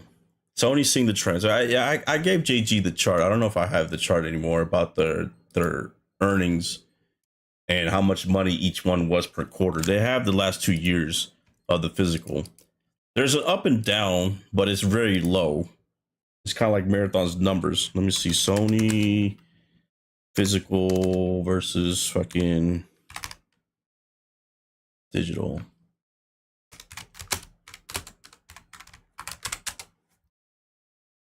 Physical versus digital. Images. Let me see if it's images. No. It's not images. Where the fuck did I find that at? The Sony numbers. They just released it on their call yesterday. Or was it yesterday or 2 days ago? 2 days ago.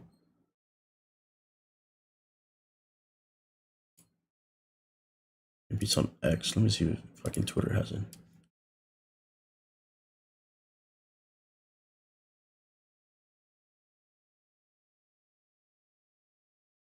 Game key card. So that means that's considered digital then, right? Nintendo shit. So they don't have all of it then. Oh my god, is this fucking for real? Oh my lord, chat. The Dodgers just got Scooble. The fucking Dodgers just traded for another fucking ace. Bro, yeah, the fucking ban baseball. Get it the fuck out of here. Just no fucking way.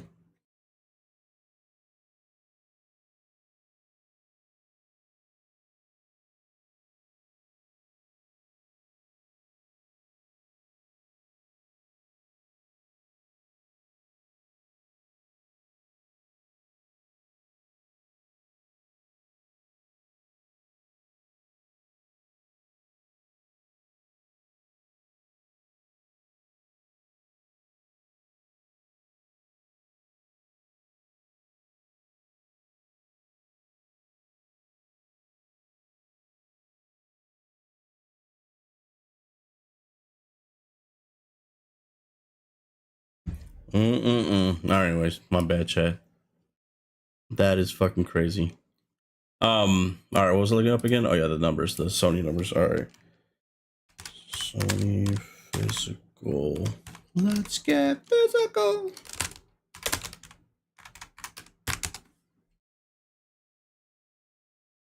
All right, forget those numbers. Where's the true numbers at? The true numbers.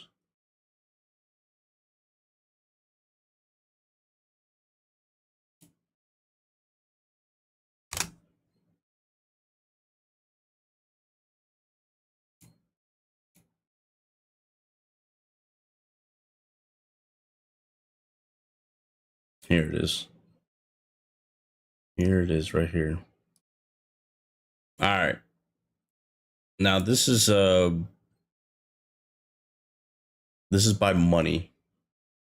This is by money. By billions of yen.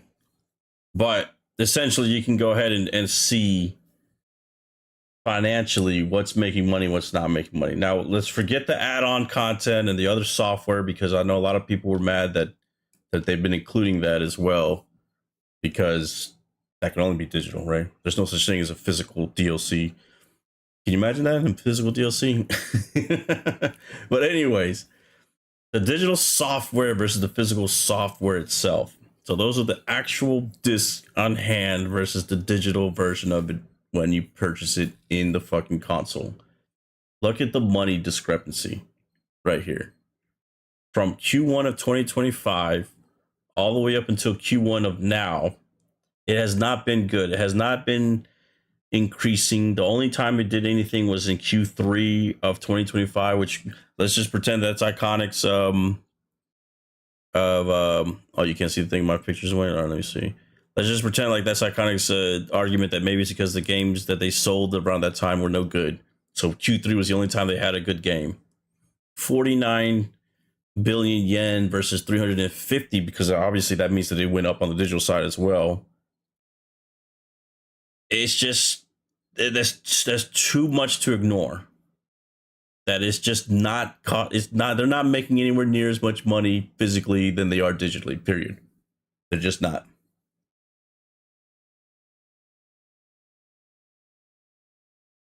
And now in Q1 it shows 20 billion versus 192 billion. It's 5 times more. Actually more, almost whatever. It's almost 10 times more actually. But yeah, I mean, look at for the quarter of 2025.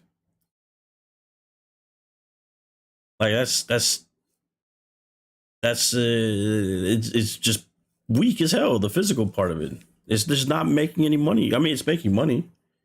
Don't get me wrong, but it's not what they. When you look at this shit, you're like, hey man, let's just get rid of this shit.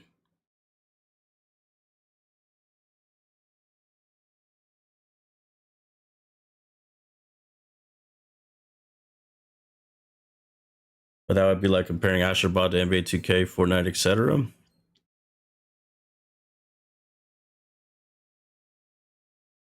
Yeah, but so are you saying that Sony should just only make physical copies of games that you think are going to be a hit? Because I would think that every game that they make, they're going to think it's a hit, or else why would they make the game? I mean, there was people that really thought that Concord was going to be a hit, and that was Sony. Sony pushed that shit. Sony had fucking special edition controllers and shit like that for it. Hell, didn't they have a whole hardware? Didn't they have a whole PlayStation 5 dedicated to fucking... And yeah, Marathon too. But, you know, it flopped. And definitely the physical sales of Concord flopped.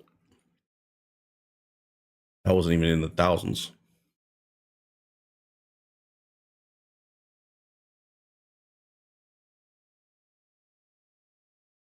But you're not going to know when it's a hit.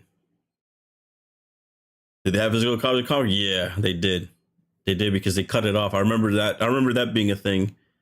They cut it off even on the physical side.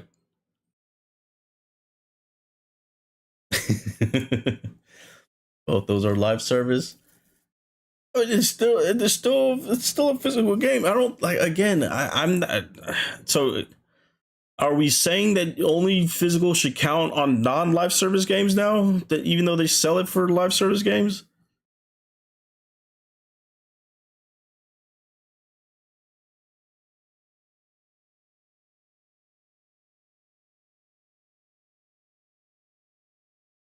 So should they not make it? So is it okay if they don't make a physical version for live service then? I want to know the rules on this.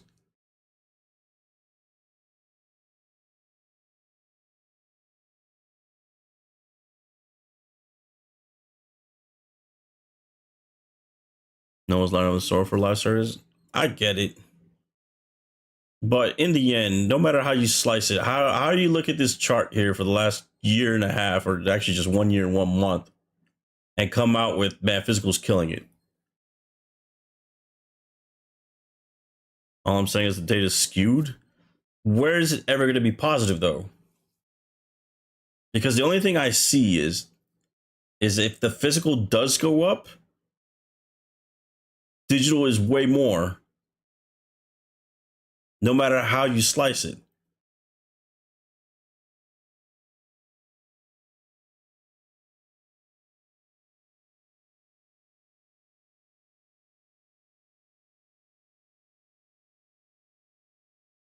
Which makes sense, because if it's an 80-20 split percentage-wise, if the digital side is always at the 80% and the physical side is always at the 20%, no matter how popular the game is, it's going to be reflective, because 80% of it is going to be digital. Release a new God of War or Last of Us. Well, hell, we're about to see a new GTA.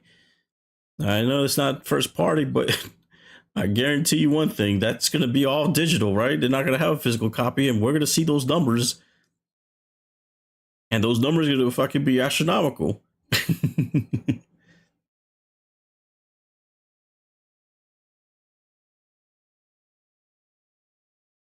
And then GTA might show everybody, hey, this is how you fucking make change happen now, I guess.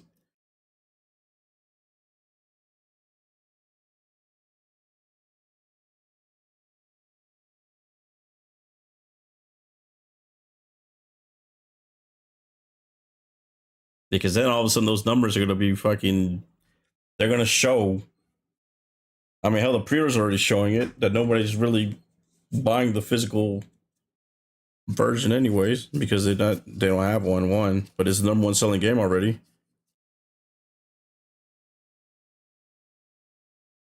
I hope I become a rich man of GTA stocks. But that's GTA, people will buy it regardless of what medium it's on. But again, though, iconic. Who's buying physical over digital, no matter what game it is? Nobody. We haven't had a situation. Even in Astrobot, Astrobot came close, but it was still less than 50%. It was 44%. It's just not taking over anymore. The days of physical overtaking digital are gone. That's what I'm trying to tell you. That hasn't happened in, I don't even know when the last time that happened. I know one thing, it was probably, maybe it was in the pandemic. Actually, no, probably the pandemic is when the start of more digital, just because everybody didn't want to go outside and shit. So I don't know. Maybe 2019?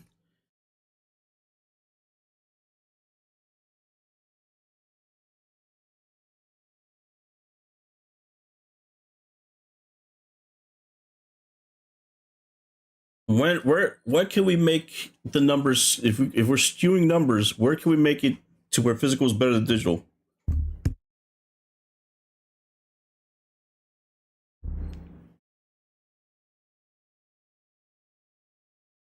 Tell me what games would be in the digital category versus the physical category. I don't think there's any category. It's just the games. They have so many physically made, and then obviously digital has more reach because more people don't care to go anywhere anymore, or don't want to, or just the ease of access is right then and there. You can download it and that's it. Whatever the reasoning is, more people are doing it digitally instead. There's no more GameStop midnight releases like that. There's no more waiting in line for Call of Duty and stuff like that. It's just more people choose in the end to buy digitally. And that's a trend that's been happening for a while now, the whole full decade. The whole 10 years of that trend has been happening. Now, you can give me numbers from 5 years ago that might show differently, which is probably true, but here are the last 5 quarters. And in the last 5 quarters, digital is blowing physical out the water in Sony. And it's not even close. And the one time that it was high, the 49.3 Q3, it got smoked. And the reason why it's high is because the game was popular, obviously. Whatever game came out in 2025 third quarter. What game was that, by the way? That was June, July, or August of 2025. What game was that? Wasn't Astrobot.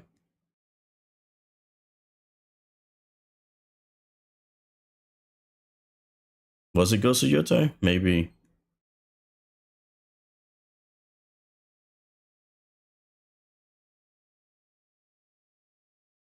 Pika. Whatever game that was carried physical, but it wasn't enough still.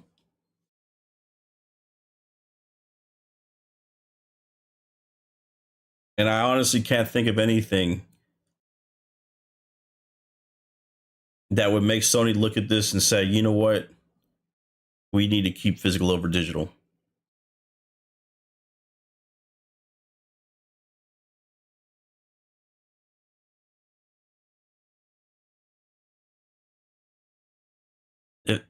Again, iconic. That could be the case. That could be the case. But even if in all 4 quarters you had a hit, and let's say it's 50 billion yen, and you have Q1 50, Q2 50, Q3 50, Q4 50, that means every quarter had a hit. That means each on the digital side will be 350, 350, 350, 350, and still smoke it in the end. That FYI or FY, the fiscal year would be 200, right? And then it'll be 1400 on the digital side. It would still favor the digital in the end. Doesn't matter how much more physical they sold, the digital would still outweigh it by a lot, not a little. If I would have saw that 49 on Q3 and we would have saw digital be at 250, right? Then I would have been like, okay, well, that shows that maybe more people do care about physical over digital, but that's not the case at all. All it did was amplify digital, because in the end, that 80-20 is just the reality of every game being sold, not a case-by-case basis. It's just more people are buying digital. That's what this is showing. So no matter how popular the game is, no matter how much physical is being sold, it is definitely being outsold by digital. Digital is just way more.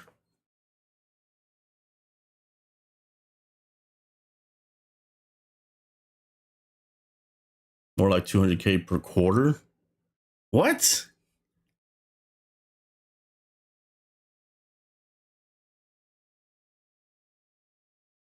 That hasn't. So you're thinking. So how we're seeing 50 right now, 49, right? You seeing that same number I'm seeing, right? 49.3 for Q3.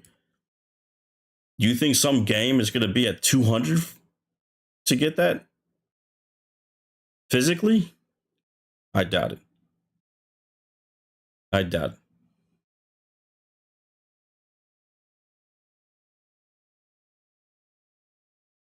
But even if that's the case, even if it was 200, that just means that digital would be at 500 or more.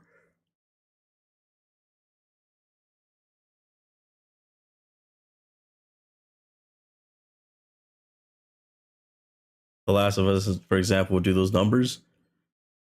But you can't even use the data from back then because the splits were different. They're gonna show God of War. They're gonna show God of War. And I there is nothing to indicate that physical is gonna be passing digital in the last 2 years. So no, I do not believe that just because God of War is going to be the game that comes out, that means more people will buy physical over digital. I don't think that's going to happen. I'm willing to put a bet on it, Iconic. If you want to bet, I'm willing to put a bet on it. I'll give you a Palworld box if God of War physical outdoes the digital. I wouldn't say passing, but not minuscule. How in the world do you see these numbers and not think that it's going to be minuscule? Their best quarter was 2025 Q3, and it got demolished because the more popular the game was, the more digital outdid it. Like I said, that 80-20 split isn't like on a case by case. That's going across the board.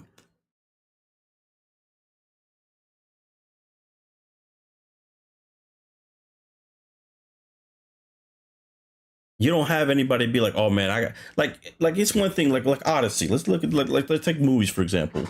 The Odyssey. You have some people that were really hell bent on saying, I'm gonna watch this on IMAX, right? I'm gonna watch this movie in IMAX. There is no game that anybody is saying right now, oh, I gotta buy this on physical. That mentality is not there for gaming.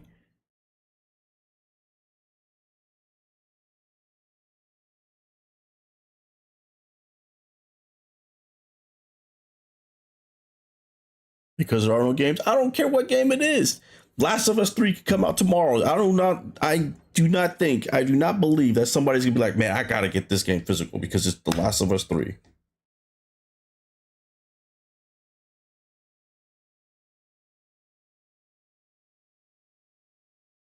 This is a long-awaited game. Kingdom Hearts 3 was a long-awaited game, and that still got outbeat by digital.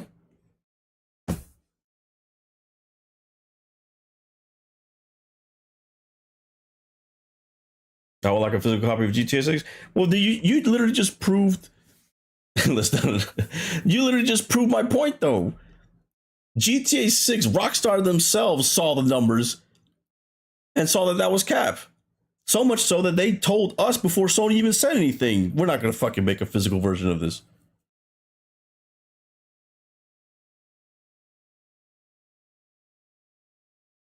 That's a long-awaited game, GTA 6.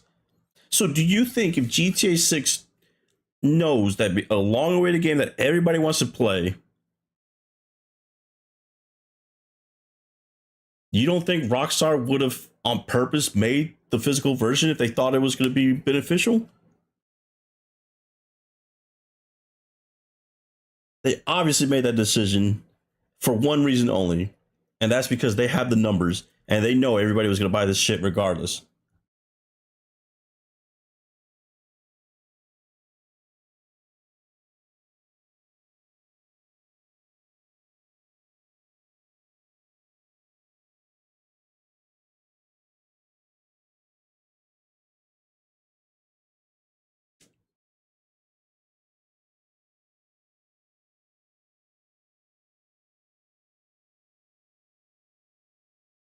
So you can't even use GTA 6 as an example because they made that decision before Sony even said about the no disc thing. Before they were the first one to talk about the no disc, they told everybody on the most, like you over here saying a long awaited game. This was one of the most anticipated. We had jokes about it that so happened before GTA 6 got released.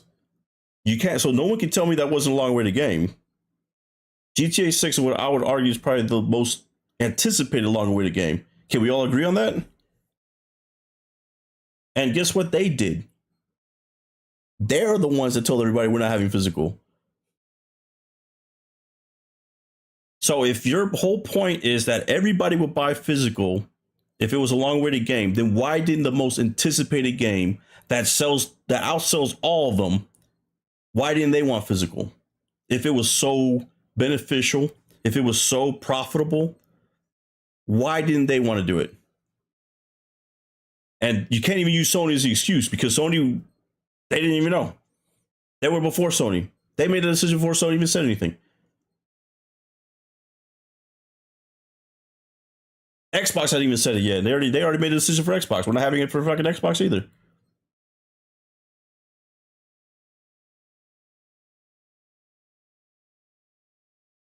I can tell, again, all these arguments that you're telling me are being debunked by the companies that you swear would want to have it.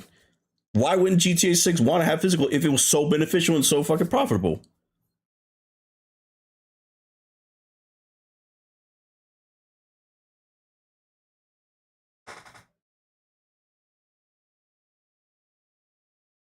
I'm pretty sure Sony knew, but they didn't want them to say anything. Regardless, I mean, Xbox, they told Xbox fuck you. They told Nintendo fuck you basically too. I don't know if Nintendo or Switch 2 was going to have it anyways, but that no disc wasn't just for Sony. That was across the board. They weren't having a physical disc. And then when people thought, remember whenever it came out like that same day, a physical copy is going to come out in December. Right? That's what everybody started putting that in there. Like there was some like the popular accounts that follow gaming, they started putting it out there. Oh, well, they're gonna have a physical version in December. It was gonna be delayed. No, they came right out and said, no, y'all must have not heard us. There's no physical copy coming out, period.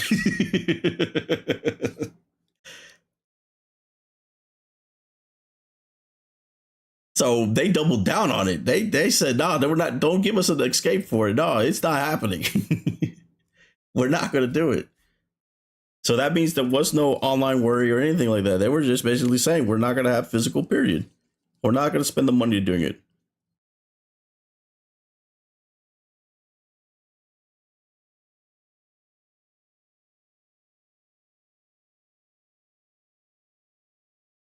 Because they're trying to recoup their money as soon as possible. So then you're admitting that it does cost money to make physical, right? And it's not as cheap as everybody thinks it is, I guess. But I mean, if you're again, if it's such a great time and it's so much more money, then why if GTA knows that this number would be way more, let's just pretend it's not Sony at this point. Let's pretend this is GTA. This is Rockstar's quarter. And you guys both all thought that an anticipated game and a AAA banger was going to be the reason for physical to go up. GTA is saying no to that, period. I don't care how cheap it is, that's their problem. Well, then there you go, Arconic. There it is right there. Since it is their problem, they're making the decision for themselves. They're not going to do it just because you want it. GTA was not going to do it.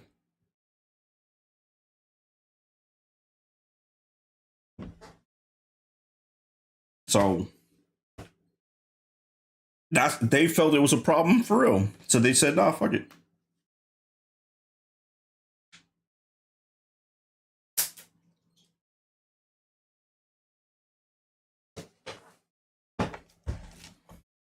This is Sony, by the way. No, I get that. But the AAA numbers and anticipation and all that to try to justify why you should have physical. I mean, Rockstar has all that data too, and they said no.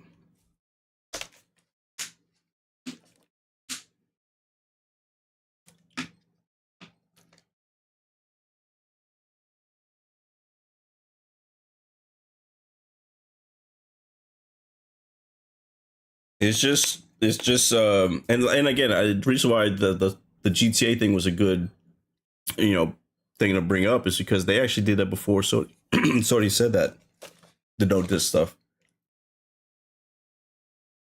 they might have gotten a heads up about it because they did have didn't the graphic for PlayStation, the logo didn't have like the GTA colors after they announced it.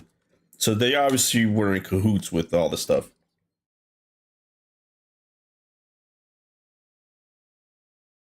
But yeah, they could have waited. It's not 2028 yet.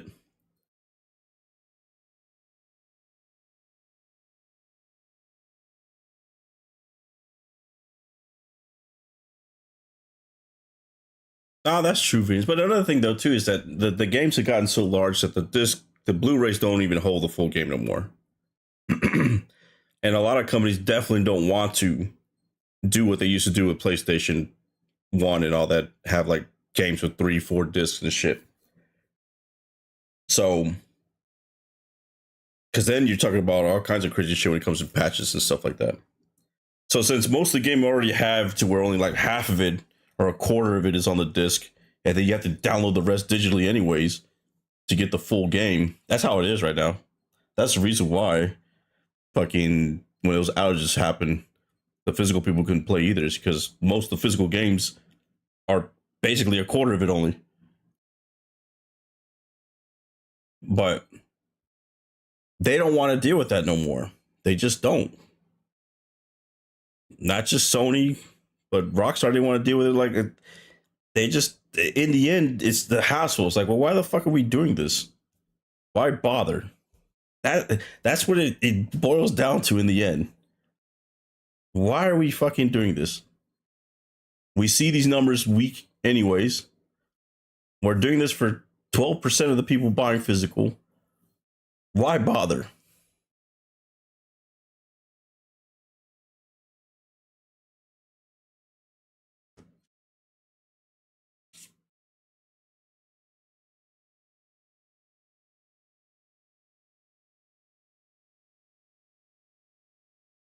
You just want to own something? Yeah, you know what? You could own shares. That's what you can own. You can own stocks. I learned a long time ago that instead of getting mad about all this shit, the business decisions, let me just go ahead and make money off their decisions. So I started investing in companies. And I'm not gonna lie, it's been a pretty good gig.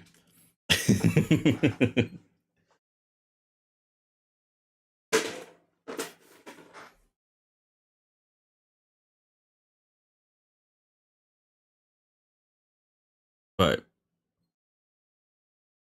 I mean, I don't know if it's just a different era or what. I grew up in the if you can't beat them, join them era. I grew up with the life's not fair era. If you think this shit is hard now, wait until you're an adult era. That's the kind of shit that we grew up with. So that's the reason why we were. I feel like my generation were more like grinders and shit like that. And I feel like today, it's the well, what about me era, or that's not fair era. I'm entitled to this era, and y'all gonna get left behind, man. I'm telling you, that's the reason why everybody started crying about housing prices and all that, and now they're priced out of it completely because they just wanted to be like, it's not fair. I can never get a house. I'll never own a house. I don't even have a job, but I can't own a house. They didn't even think about getting an apartment. They wanted a house right away.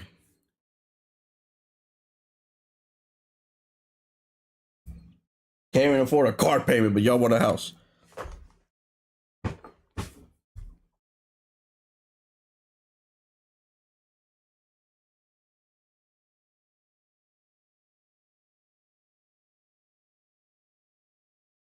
I grew up with both that, but my generation, so it's always a push and pull. And I mean, since I'm an old head, I see it. It might not be y'all. I'm not talking about you guys in the chat specifically, but there has definitely been a shift on how people. I'll tell you when the exact point was during the pandemic, when everybody started making these fucking bragging videos about how they need us more than we need them, and oh my god, look at that, they better give me a fucking raise if I want to go back to work now, haha. And then guess what? They wind up not needing you, or you got hired, you got fired, and now you're not getting the job anymore. And now those videos look stupid as hell. I feel like that would never happen in my era. We were grateful to have a job, and we sure as hell won't fucking holding it over a company, especially whenever they still control the cards at the end. They're still paying you, and you want the money. So those demands, oh, we're gonna what were the other videos during that time? What was that? They had a word for it where it was like lazy. It was basically being lazy, but they were working still. They called it something where you had a job but you weren't doing shit, and they filmed themselves doing nothing. What was that trend called? That was so stupid too. Oh, what was it called? Where's Mel at? I know she remembers this one. So I remember we had a stream about it. They call it a specific word too. Not the snitching trend. It was called like, I don't know if it was called like lazy work or something. It was something stupid like that, but I can't remember the exact word. And people were bragging that they had a job that they didn't do shit on. Like they would film themselves sleeping. They would film themselves not doing anything but like being on the internet. Oh man, that was stupid too though. Whatever that was called, that was so dumb.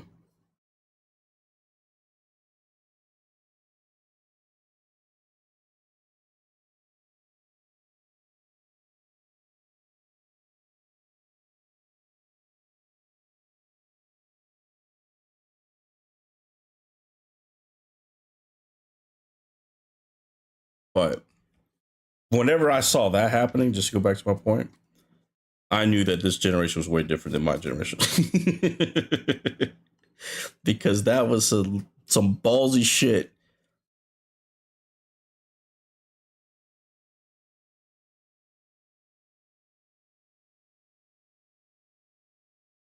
Quiet quitting. I think that's what it was. I think it was called quiet quitting. Yeah, I think that was it. That was it. Quiet quitting. Mm-mm-mm. It'd be one thing if you did that. Don't film it and fucking brag about it. Oh my god. I actually think that might have been what killed work from home. Then all of a sudden everybody had to come back to the office after that trend.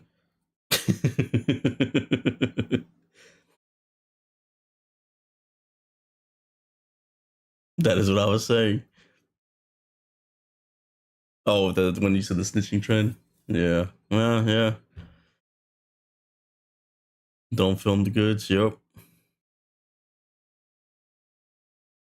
Yeah. I mean, that's, again, I'm not pointing fingers. You know, I'm not trying to call you out iconic or anything like that when it comes to it, but it just feels like there's a big discrepancy when it comes to how people's mentality was when I was growing up versus today's mentality. And there's a lot of giving up, and a lot of entitlement. Like they feel like they earned this stuff without putting it in the work. It doesn't make sense to me.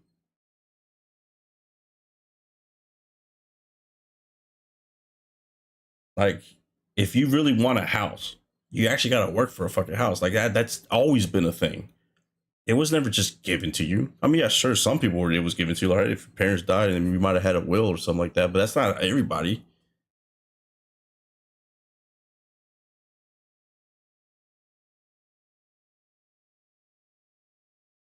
So you eating that cultivated beef? You're talking about fucking Soylent Green.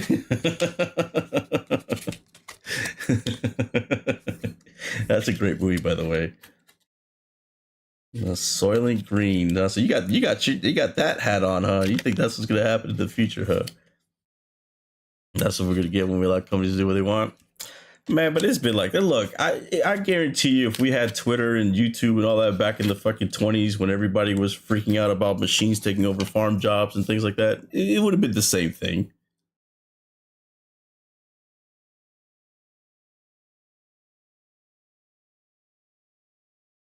When the cars were taking over the fucking horse buggy business. I'm sure if they had social media, you're gonna have everybody be mad about that. Oh my god, can you believe they're gonna get rid of fucking horseback mail deliveries? Oh my god, they're gonna have a fucking. They're calling it a fucking car. How dare they do that? I spent all this good money on my horse.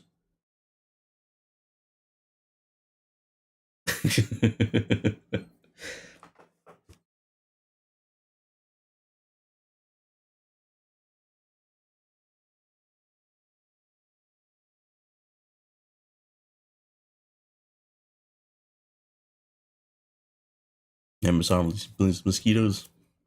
Look, man, the world changes, and with change, there's going to be a lot of fight, pushback on a lot of stuff. It's like that with every little thing, man. It's not just corporations. It's not just. It's with everything. And you just got to learn to adapt in the end. I'm not somebody that is ever gonna be like, oh man, why me? I am gonna try to fucking make whatever these decisions that are happening. I'm gonna try to find a way to make it have an advantage for me. That's just what it. That's how my mentality is. Control as you can. That's what I'm constantly. Yeah, they're learning. Yeah, that's what it basically. Instead of, I'm not somebody that's going to complain about it. I'm not somebody that's going to fucking fight like that kind of fight anymore. I'm too old for that. When I was younger, when I was, fucking, if I was still in my 20s and that was like the thing to do, yeah, Then again, that's because at that time, you haven't really learned anything and all that stuff. You don't have different mouths to feed and all that. You're just taking care of yourself. But certainly, I think whenever you have a family, your perspective on things changes a lot.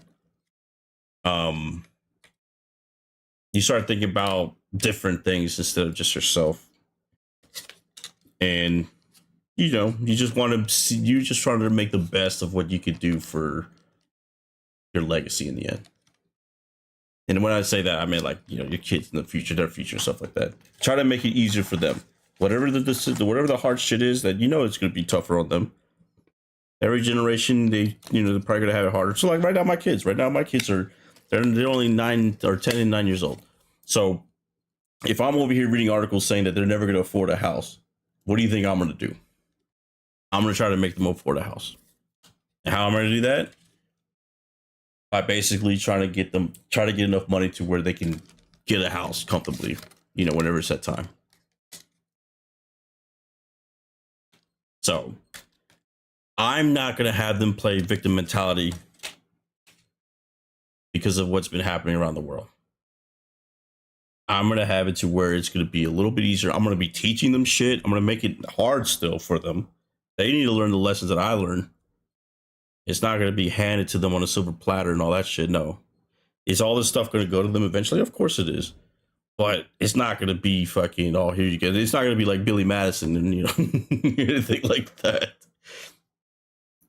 They still got to learn how to stretch a dollar. They still got to learn that life's not fair. I'm going to make sure they learn that it is not easy. It's not given to you. You got to earn this shit. They're going to still getting those. Those are the lessons they're going to get from me. And if you do, I'm going to teach them, if you do fight for something, if you want to be like an activist or anything like that, make sure you're doing it for all the right reasons. I think Dave Chappelle said it best or was it Dave Chappelle? I think it was Dave Chappelle. That activism is not a thing that you go into wanting to make money, because most people will hate you for activism. So I'm going to teach them that if you're going to go into this cause, you got to make sure you eat it all the way. Don't change your mind. Don't look like a hypocrite and stuff like that. But make sure you're also doing it for the right reasons.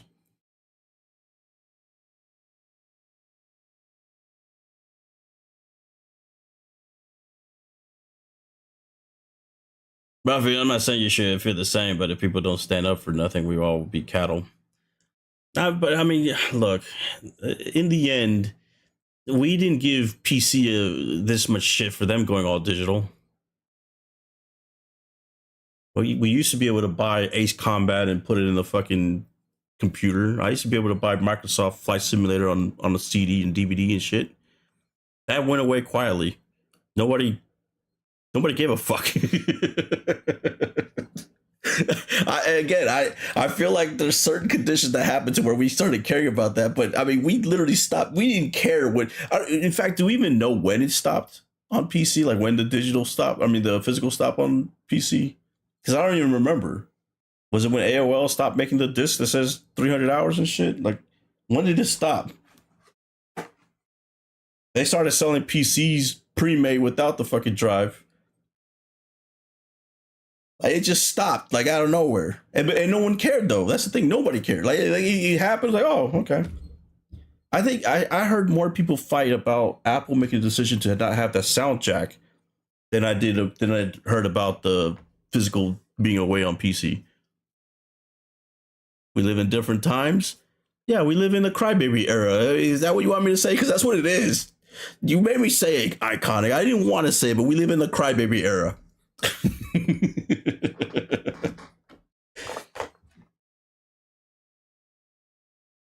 This is the crybaby era.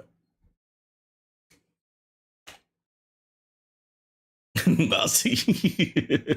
No, they did, but they begrudgingly had us adopted. I mean, in the end, I think that's what they're trying to do. PlayStation, they're trying to be like Valve. They want to be like Valve. They want to have control. They want to have fucking, a say in everything when it comes to, how their media is being distributed and stuff like that. I think so. I think they're also sick of GameStop too, or all retailers. I think maybe there was a fight in the background there too. So who knows?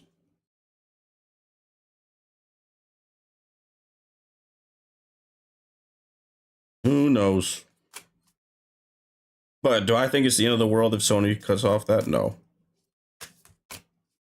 I think they saw trends. They saw people were going to eventually go away from it anyways, and they just forced it. They didn't want to spend the money on it. They didn't want to waste having two SKUs, one with a disc and one without it. They didn't want to look at these numbers and be like, damn, yeah, maybe we need to make more physical whenever it's not doing shit.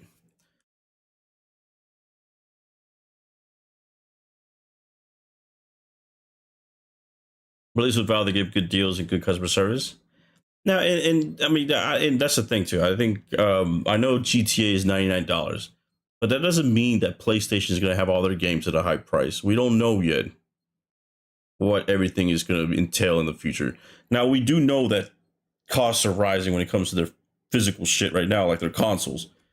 But I think a lot of people have made the argument that, hey, since it's digital now and you're going full digital and you're saving money off your distribution and your manufacturing and all this stuff, then you should pass that savings down to the game itself, right?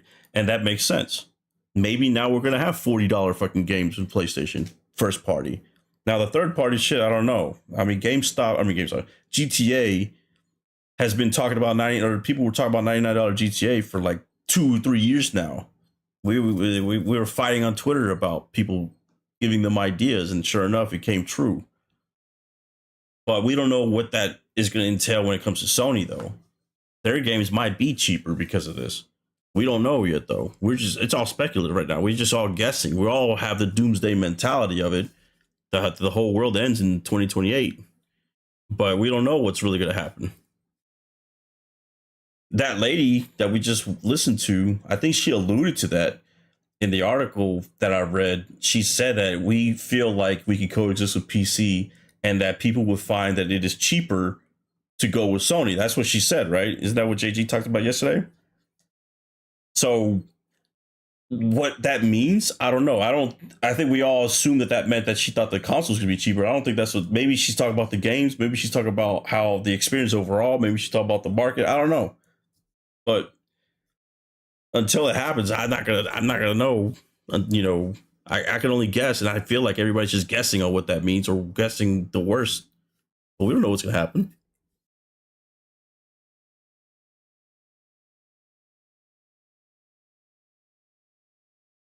Did you feel the same as Sony took that approach? Which approach?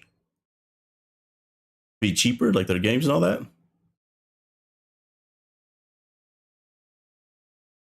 They need to make online free. That PS Plus multiplayer shit has got to go.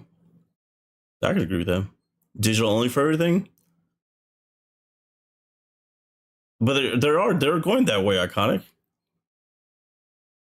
That's what 2028 is. They're basically planning on going digital all the way.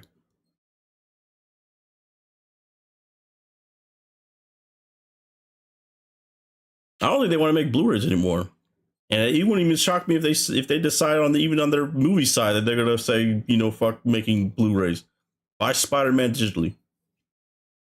I don't know what the physical digital splits are on movies right now, but I do know that it's enough to where Best Buy said fuck having DVDs and Blu-rays. Like who even sells it right now? Amazon? Where do people buy their Blu-rays these days? I know where I bought my Blu-rays when I was buying Blu-rays.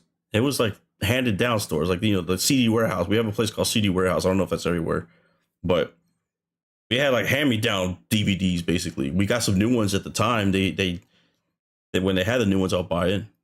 But I'm sure that's a dying medium as well. Walmart still sells it. They don't have the same section that they used to have, though. I remember that used to be rows.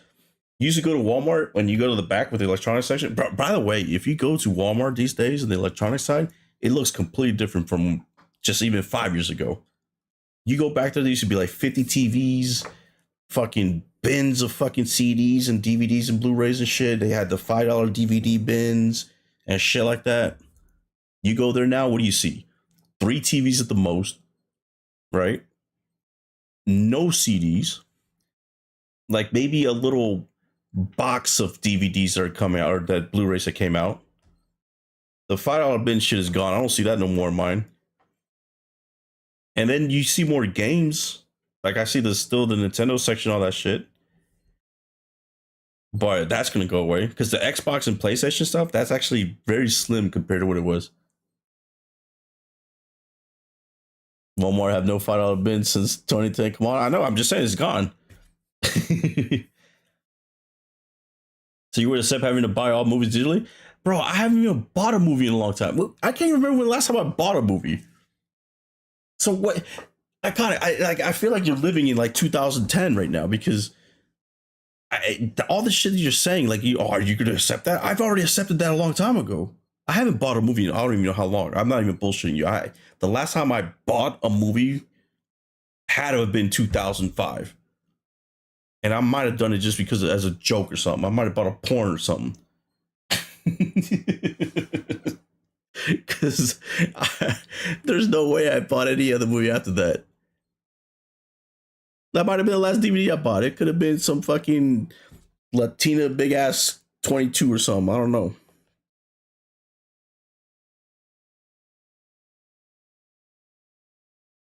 That might have been my last DVD I've ever bought.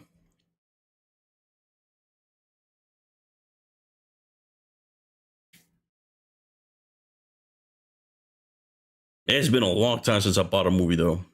It was obviously the Blu-ray era. I have a lot of Blu-rays, but yeah, I stopped buying movies. I transitioned over to XBMC at that time. I was heavy into the fucking getting my own movies. And then everything kind of naturally transitioned to streaming services anyways. Netflix grew to where it was actually worth it. I had DirecTV, so I had, a decent catalog already when it came to movies to watch. So yeah, buying movies was gone. Those days were done. So yes, I've already accepted buying all movies digitally because I haven't even accepted that because I haven't even bought it. I haven't bought a movie. I can't even, like I said, the last time I bought a movie was a long time ago. You got all chapters of ATLA on Blu-ray.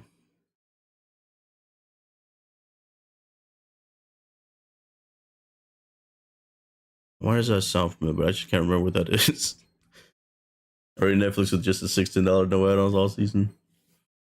Bro, I'm telling you, man. Like the way you said that too, like, oh, would you really accept my God? Like, bro, I haven't even bought it digitally or physically in a long time. Like, that's not that that doesn't even hit difference. Oh, Avatar: The Last Airbender. I watch it online. Yeah, I have Crunchyroll for shit like that or whatever.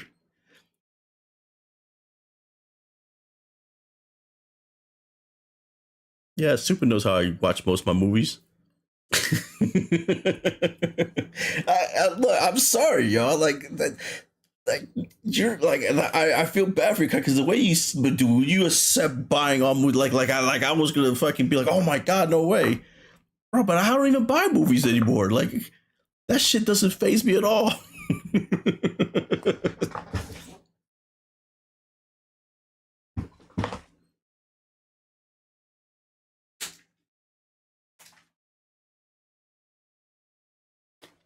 Like I'm not doing that anyways.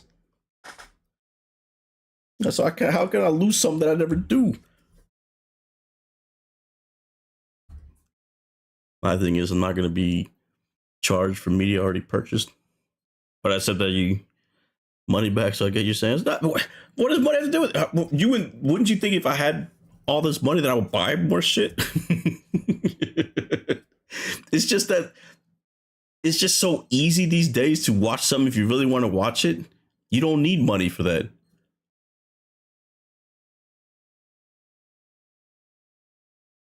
Also, it's just a waste of space at this point. In fact, since y'all love physical media so much, man, y'all could have all my Blu-rays. Who wants my Blu-rays? I got boxes of that shit, man. I still got like a lot of moving boxes in my fucking garage that are full of Blu-rays.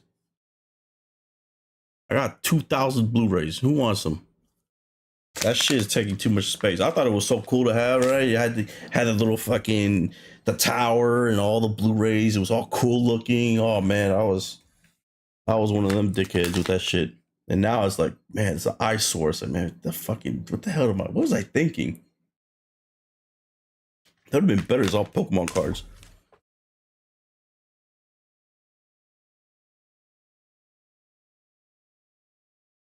Now it's just boxes and boxes and boxes just taking up space in the garage.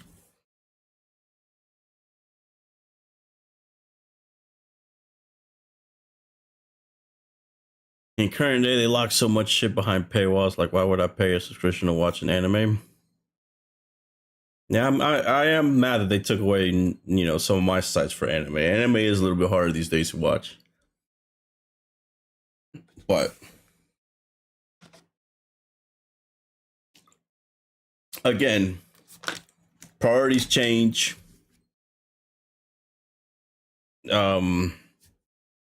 Things change for me. I go back to like things are gonna change once you have a family. Because in my 20s, I wanted to watch anime and shit like that. Now I'm watching something else.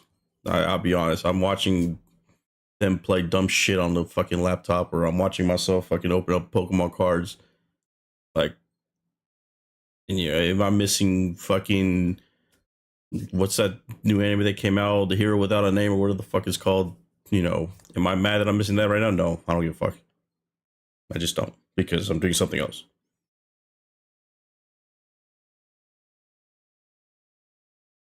So, can I find it somewhere? Probably.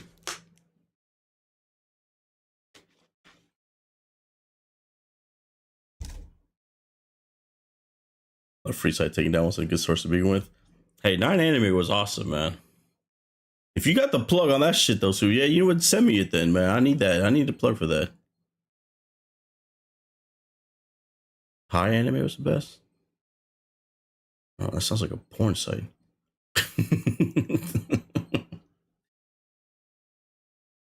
Blow up my spot? Yes. Send it to me. I'm not blowing up the spot.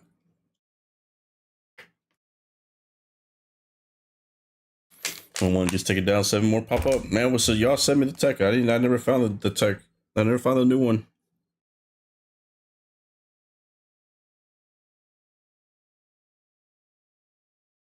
Oh my god, man. The Dodgers fucking really got Scooble. You gotta be fucking kidding me, man.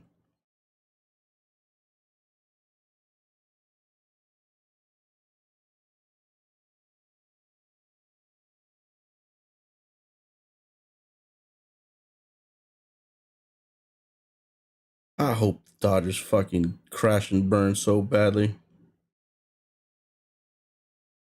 What did they even give up for him?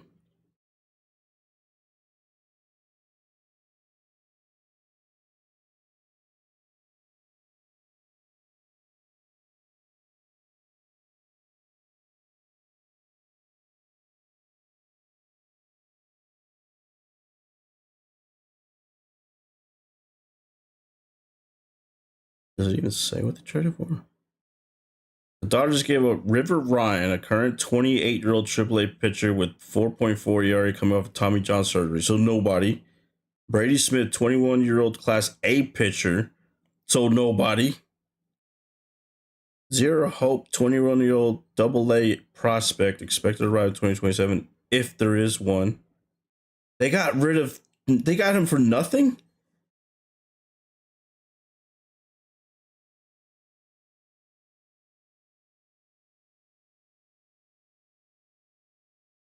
Somebody put literally a used condom and chewed up gum for the best pitcher in baseball. Holy fuck.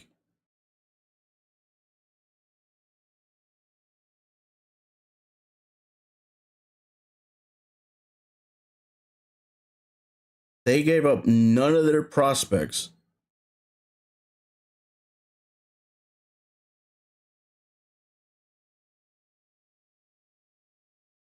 They gave up their fifth best prospect, who would be ranked 350 in the MLB minor league, somebody said. Wow. That is fucking crazy. For one of the best pitchers in baseball. They gave up one of their best player, quote unquote. They didn't give their best player, but one of their top 5 wouldn't even be in the baseball top 200 or 300. That is fucking crazy.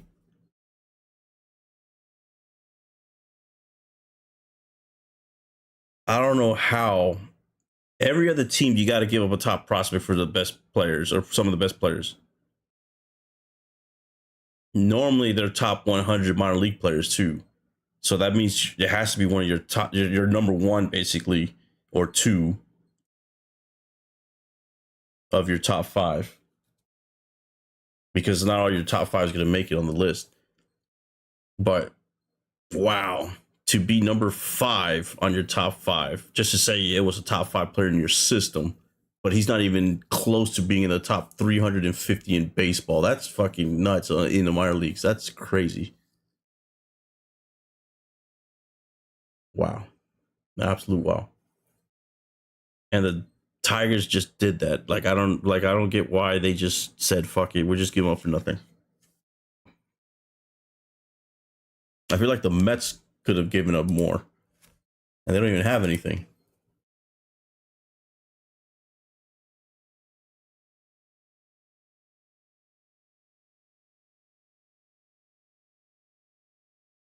Fucking crazy. Absolutely crazy.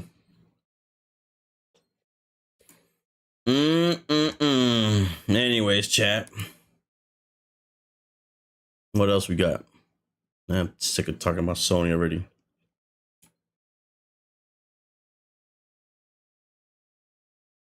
How would you buy movies though? Dun dun dun. Didn't y'all actually answer the question though? Do y'all still buy Blu-rays? Do y'all buy movies? Because obviously I don't. But I'm wondering, how many of y'all actually still go out and be like, you know what? The new Spider-Man came out. Let me buy this. I feel like the way movies move these days, like Supergirl's already on digital, and it's gonna be on fucking streaming services in next week. It's like and the movie just came out a month ago. Why would you spend $20 on a Blu-ray? I'm assuming they still cost $20. I don't know how much movies cost these days. They usually cost $20. But why'd you spend $20 to buy a movie when you can spend that to just stream the service that it's going to be on, and not just watch that movie, but a whole bunch of other ones that also came out during the summer?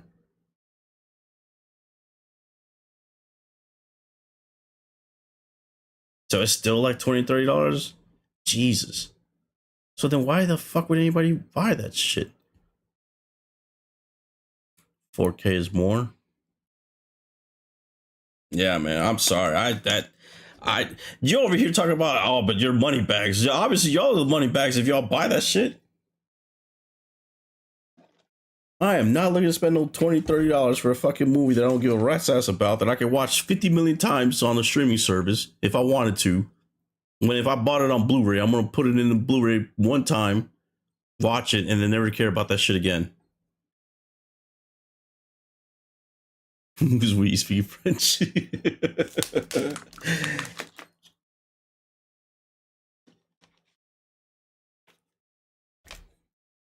Like, what is the incentive of actually buying this fucking movie? Just to say you own it? Oh man, I own Supergirl, man. I don't know, man. I own Godfather. I own Scarface. I own all the fucking Sopranos on fucking Blu-ray. So you want to know how many times I've watched that shit? None. Some of my Blu-rays aren't even open. They're all sealed.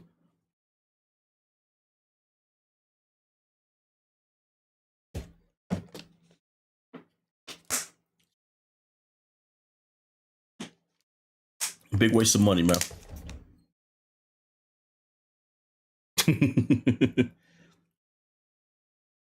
That's just me, though. That's just me. I do not care. House of Fire wipes all that on the movies. Yeah. I actually remember whenever it started being digital too. It was actually a transition, you could tell.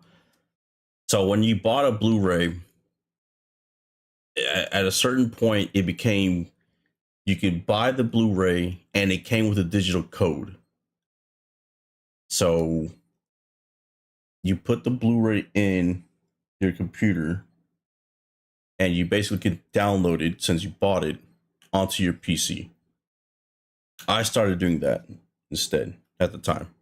I started finding myself using the Blu-ray or the digital code more because I wanted to put, at that time, you know, I had Plex and shit like that. And well, I still got Plex. But I was also, because I was on XBMC and stuff like that, getting those movies, the HD quality ones, made things a lot better.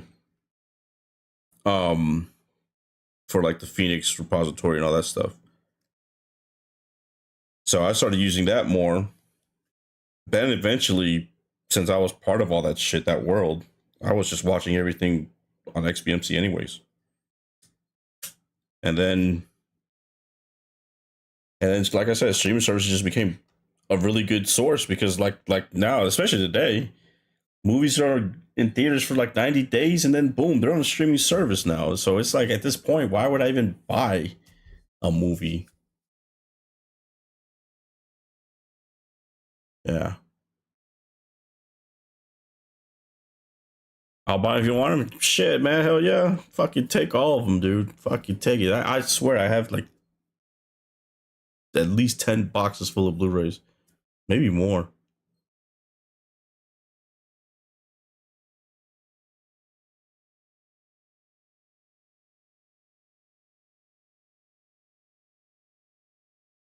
I had Family Guy on DVD at the time, and when we don't have internet for a minute, that show fed me for a bit until we got internet cable. Yeah, I mean, don't get me wrong. Everything has its time. Everything had its time, its era, and all that stuff. And I get it. Change is going to be hard to do, but like, we're over here. I'm over here like reminiscing about DVDs and shit like that. But in the end, like right now, like today, I have all this shit. I have all this physical media, and I have the whole I own it and shit like that everybody's using is a reason why they want these games. And I don't use that shit like that. I don't watch the shit anymore like that. I don't fucking. So it's literally sitting in the garage and wasting fucking space. And my games are like that too. My physical games, they're just wasting space. I don't fucking just out of nowhere be like, you know what, let me play fucking Halo on my Xbox. Let me go put my Xbox in. I already showed you guys all the consoles I have. I don't say to myself one day, you know what, let me play. I own this shit. Oh man, it's so fucking good. Own it. Let me play it. I just don't do it. It's just like I don't know if it's just like I said, I don't have that in my I don't have that part of me right now that cares that I have it like that.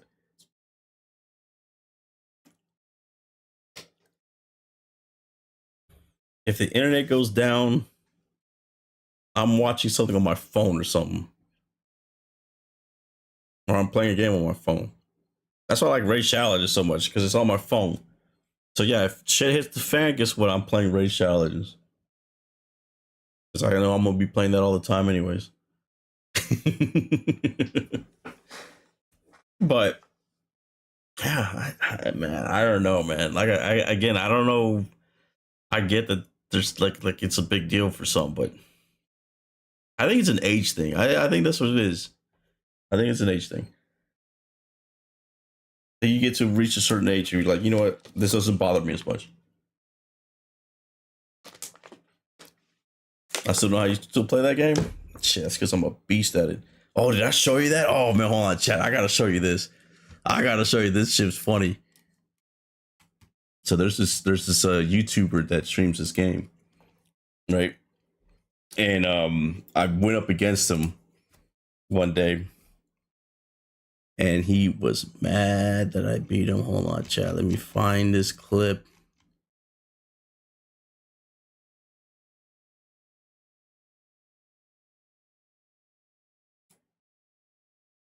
It was like about 2 hours in. Is this it?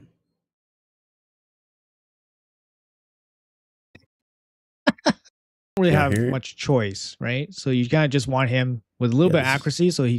This is a pretty good guy. All right, here. All Look. right. All right, here.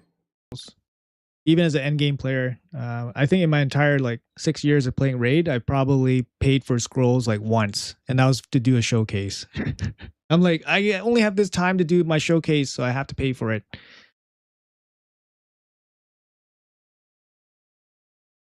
Yeah. Right, or so maybe look. the first, yeah. So here's back me. in the day, I don't even think I've paid for my first scroll back then. I probably farmed it because I was a dumbass.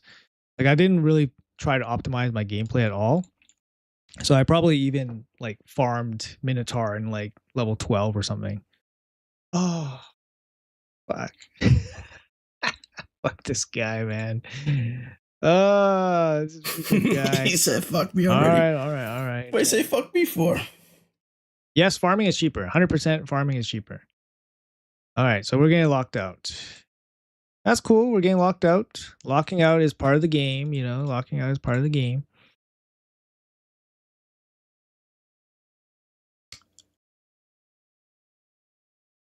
Look at the chat too. The chat is funny here because it says like look at my frame because that's a rare frame and character I got like a Grinch. Somebody goes, wait, he has a unique frame in Avatar. What the fuck is that? Oof, they're laughing. The fuck is that? Jesus. Here do you use on Stultus? Just start my new account with him and Pelops. I mean, Ziggy coming in with the big guns. You don't really have much choice, right? So you kind of just want him with a little bit of accuracy so he can do his stuns and stuff, which is probably what you're going to need. He is a bit of a damage dealer, so he can definitely help you out for some damage.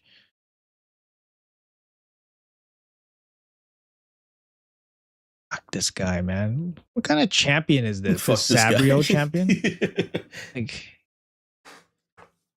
Like, is that champion supposed to make sense?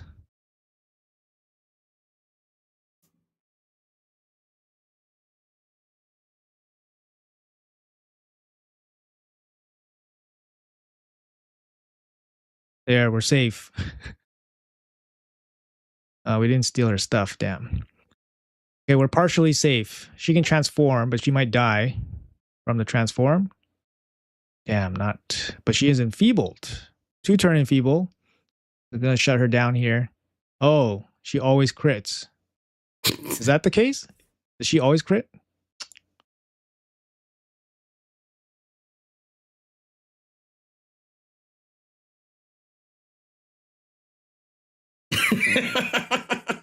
Good job, man. Good job. You did good.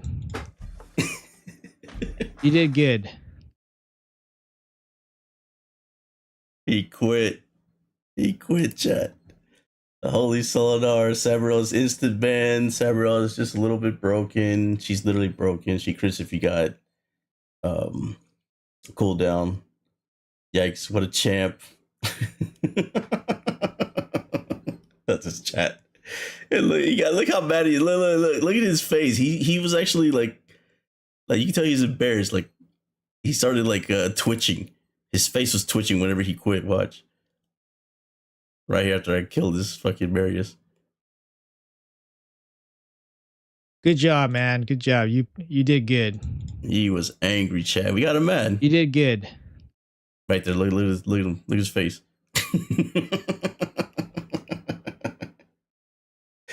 Look at the twitch in his cheeks. Ah, man. Sorry, Boozer.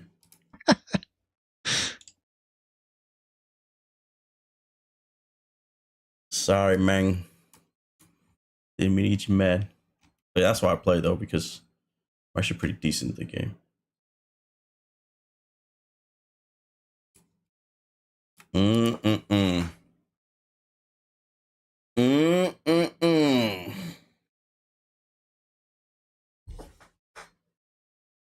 I still like it though. I still like the game.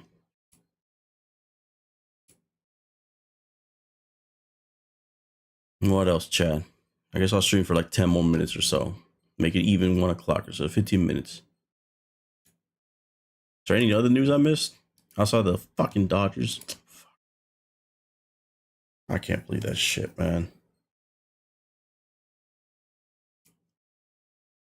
I cannot believe that.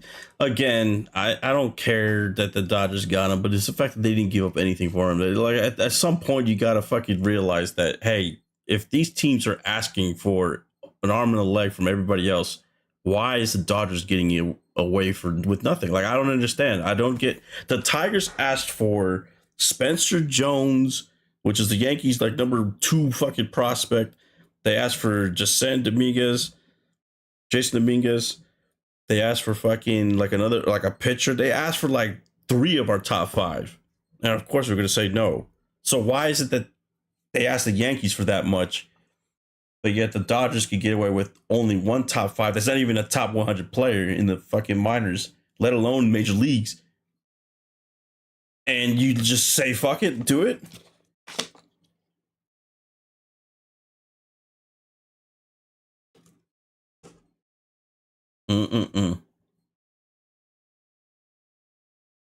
And you mean to tell me that there was no other team in baseball, like the Brewers, like the fucking Cubs,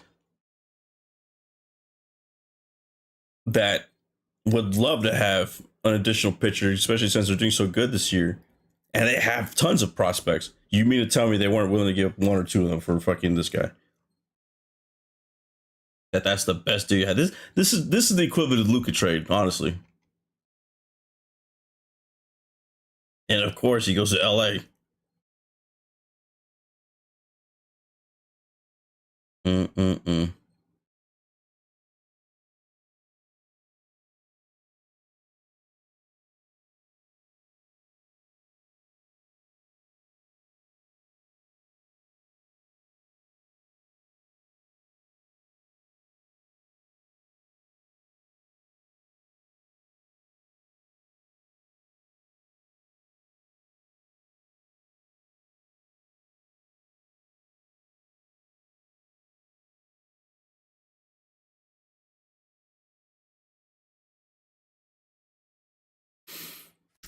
My bad.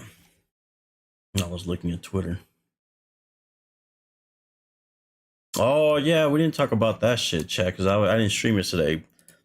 Blade got basically canceled. There will only be one Blade. There's only ever going to be one Blade. And that might be true.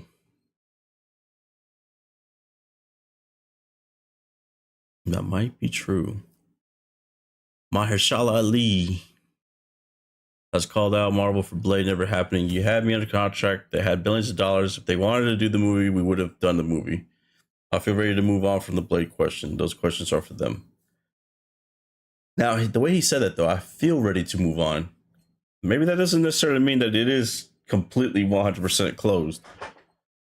But, man, to be in development hell for this long is kind of crazy. It is kind of crazy. And on top of that, they definitively canceled the Kang Dynasty, right? You would think that with how quickly they were able to put together after a major movie that was supposed to be released got canceled, they quickly pivoted to Doom, Doomsday and all that. And that's like without missing a beat. How the hell could they not have found somebody already to do a fucking script and get ready, get Blade ready in that kind of time? Like, what is it that's causing this much of a fucking delay at this point? Because if you're able to quickly make Doomsday and make it make sense, somebody on the drawing board already knows what Blade is supposed to do and all this shit, right? So then why hasn't it happened yet?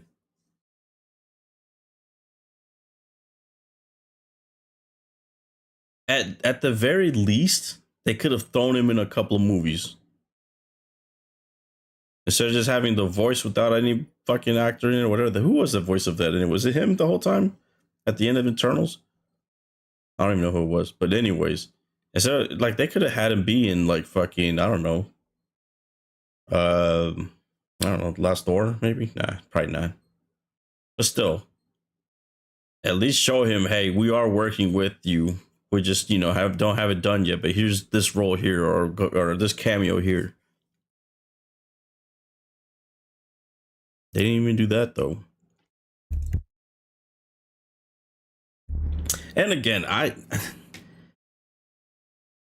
who was it that was arguing me about Black Panther the other day?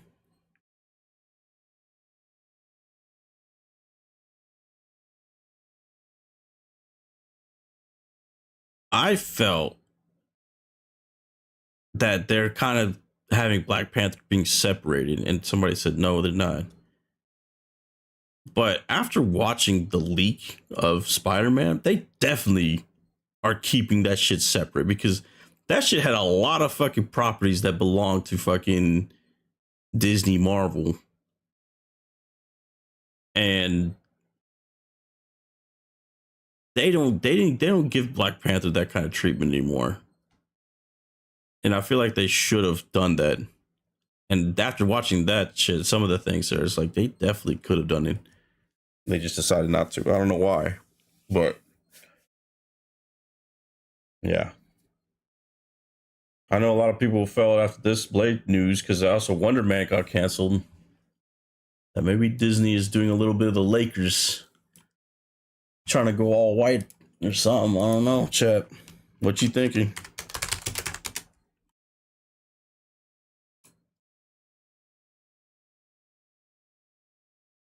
Wonder Man has been canceled. The show is no longer returned for season 2. Now, this after it got green lit for season 2, right?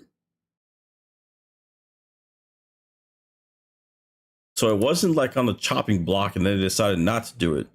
They already said it was going to happen. And now are saying, nah, fuck this. That's pretty odd. That is pretty odd.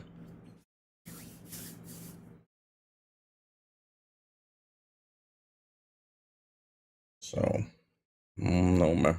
No, man. And you know what? It happens to be Disney, chat. Happens to be Disney. I don't think anybody's put it together yet. But Ryan Clark got fired from ESPN, and that's owned by Disney. So now it's starting to look a little bit different. I don't want to give Jameel Hill any ideas, though. Nothing fishy there.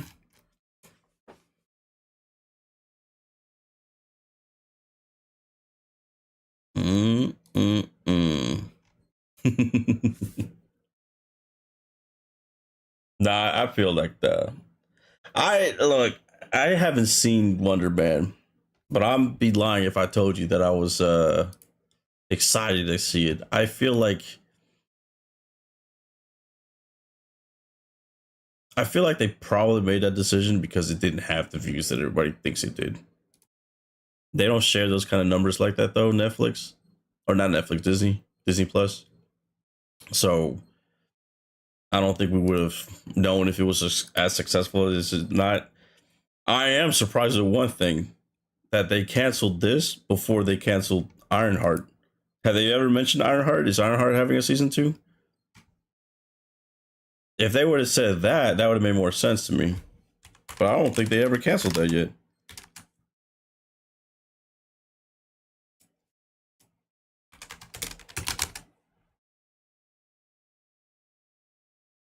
Ironheart season 2 has not officially been announced or renewed or canceled by Disney. So I would have thought that if they were going to say that Wonder Man has been canceled, didn't Wonder Man come after Ironheart? They should have already announced Ironheart being canceled for sure.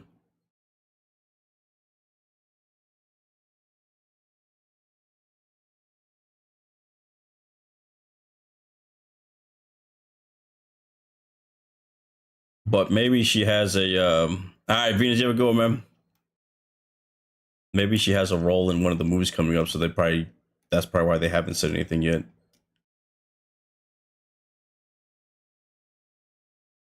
Because I don't think there's any doubt that they would probably put her in like Black Panther 3 and stuff like that. That might be why they haven't canceled anything.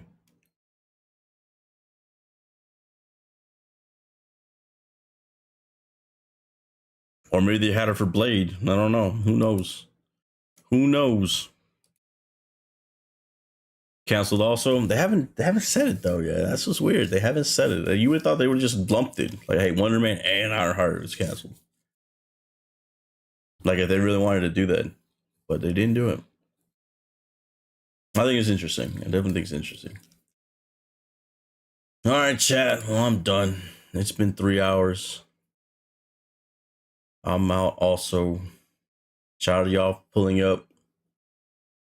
Shout out to y'all for addressing your concerns with the digital versus physical stuff. It's good dialogue, conversation. You know, we're all learning. We're not fighting. But I will say this about the fight, since Iconics is one of the ones fighting about it. I feel like this would have been a lot different if it was 5 years ago. Or, yeah, 5 years ago, right after the pandemic stuff. Because I feel like that was about the time when people really started more focusing on buying digital over physical at that point. Could have been different factors. They didn't want to go outside as much anymore and stuff like that. But I feel like anytime a trend something starts trending and it's ignored for so long, that doesn't mean that it's not being observed.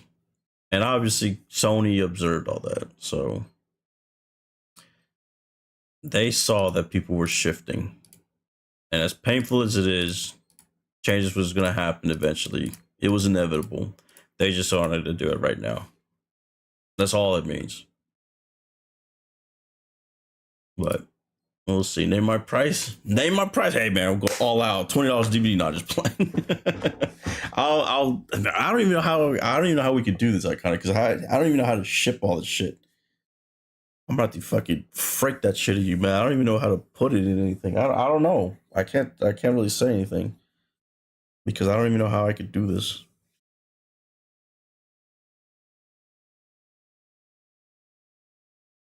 U.S. Postal Service, bro. I get that, but like, do I put it in a certain type of box? Do I say it's by weight?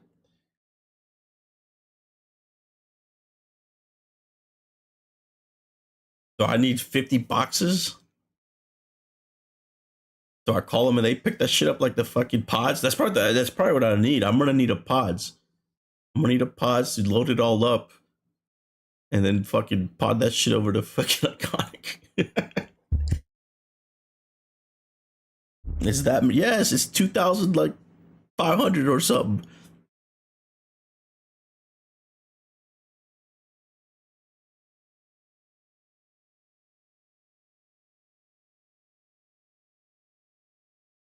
It's a lot. I gotta catalog it so that you know what movies it is. I think they're probably all alphabetical though. I think maybe each box is like A and then B.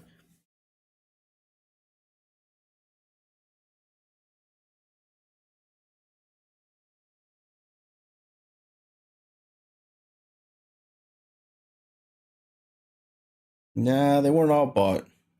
I can tell you that much. I used to have a plug back in Circuit City. That's what kicked off my Blu-ray collection.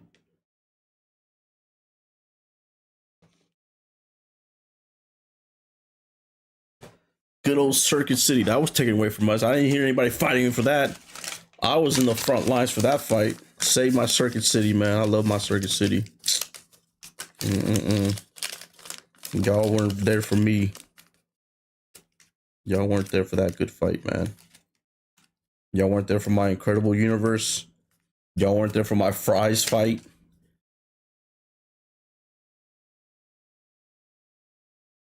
We lost fries. We lost Circuit City. We lost Incredible Universe. You want me to fight for y'all's fucking DVDs, or I mean physical games though. But now y'all want fighting for fries though. I'm just fucking with y'all. All right, chat. I'm gonna let y'all go. Circuit City was goated. There'll only be one blade. I'm gonna send you over to TBH. He's playing Palworld, bro. He's loving Palworld, huh? He got the cards now. He's in love with the game. Angry Shark Attack. Angry Shark Attack. Oh, he's trying to catch the mammoth. Look, chat, he's gonna get the mammoth, chat. Bitch. I'm about to spam balls. You could have caught him while he was frozen. I didn't need for him to be frozen.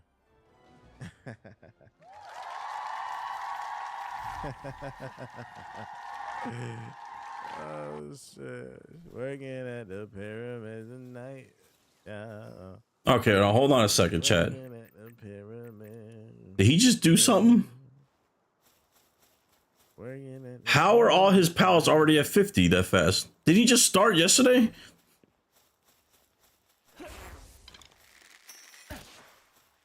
And why were they all uniform? Fuck you. 8 times XP? Wait, they got an XP boost right now? He backs out the level XP on the world? Yo, shout out to Oh. Michael Scott with the sub. Appreciate it. I thought he was telling everybody it wasn't Mickey. The world settings. Shit, let me do that on my game then. I'm gonna fucking max my shit out. I've been doing the regular shit the whole damn time.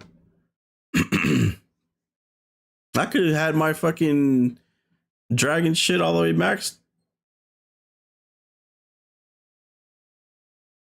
I got my jet dragon still at level 50, 60, whatever, because it takes forever. I didn't realize you could do 8x fucking XP. He said, I gave my rules. Look at that shit. I was wondering, like, how the fuck wait a minute, man. It took me all this time to get to my shit, man. He did that shit in less than a couple of hours.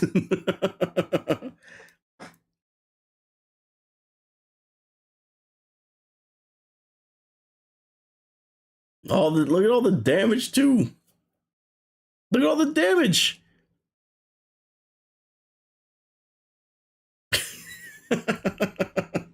Alright, chat. I'm sending you over to TVH. I'm gonna have to do that on my shit. I'm gonna have to fucking turn it in. I need the Mickey settings on, man. Fuck the grinding shit. I just want to fucking go fight that boss and shit. But now that I know that, I'm gonna be fucking I'm gonna up my damage too and fucking all my pals max and shit. I didn't know you could do that. All right, y'all have a good one. I'm gonna send you over to TBH. Raid channel. All right, I'll catch y'all later.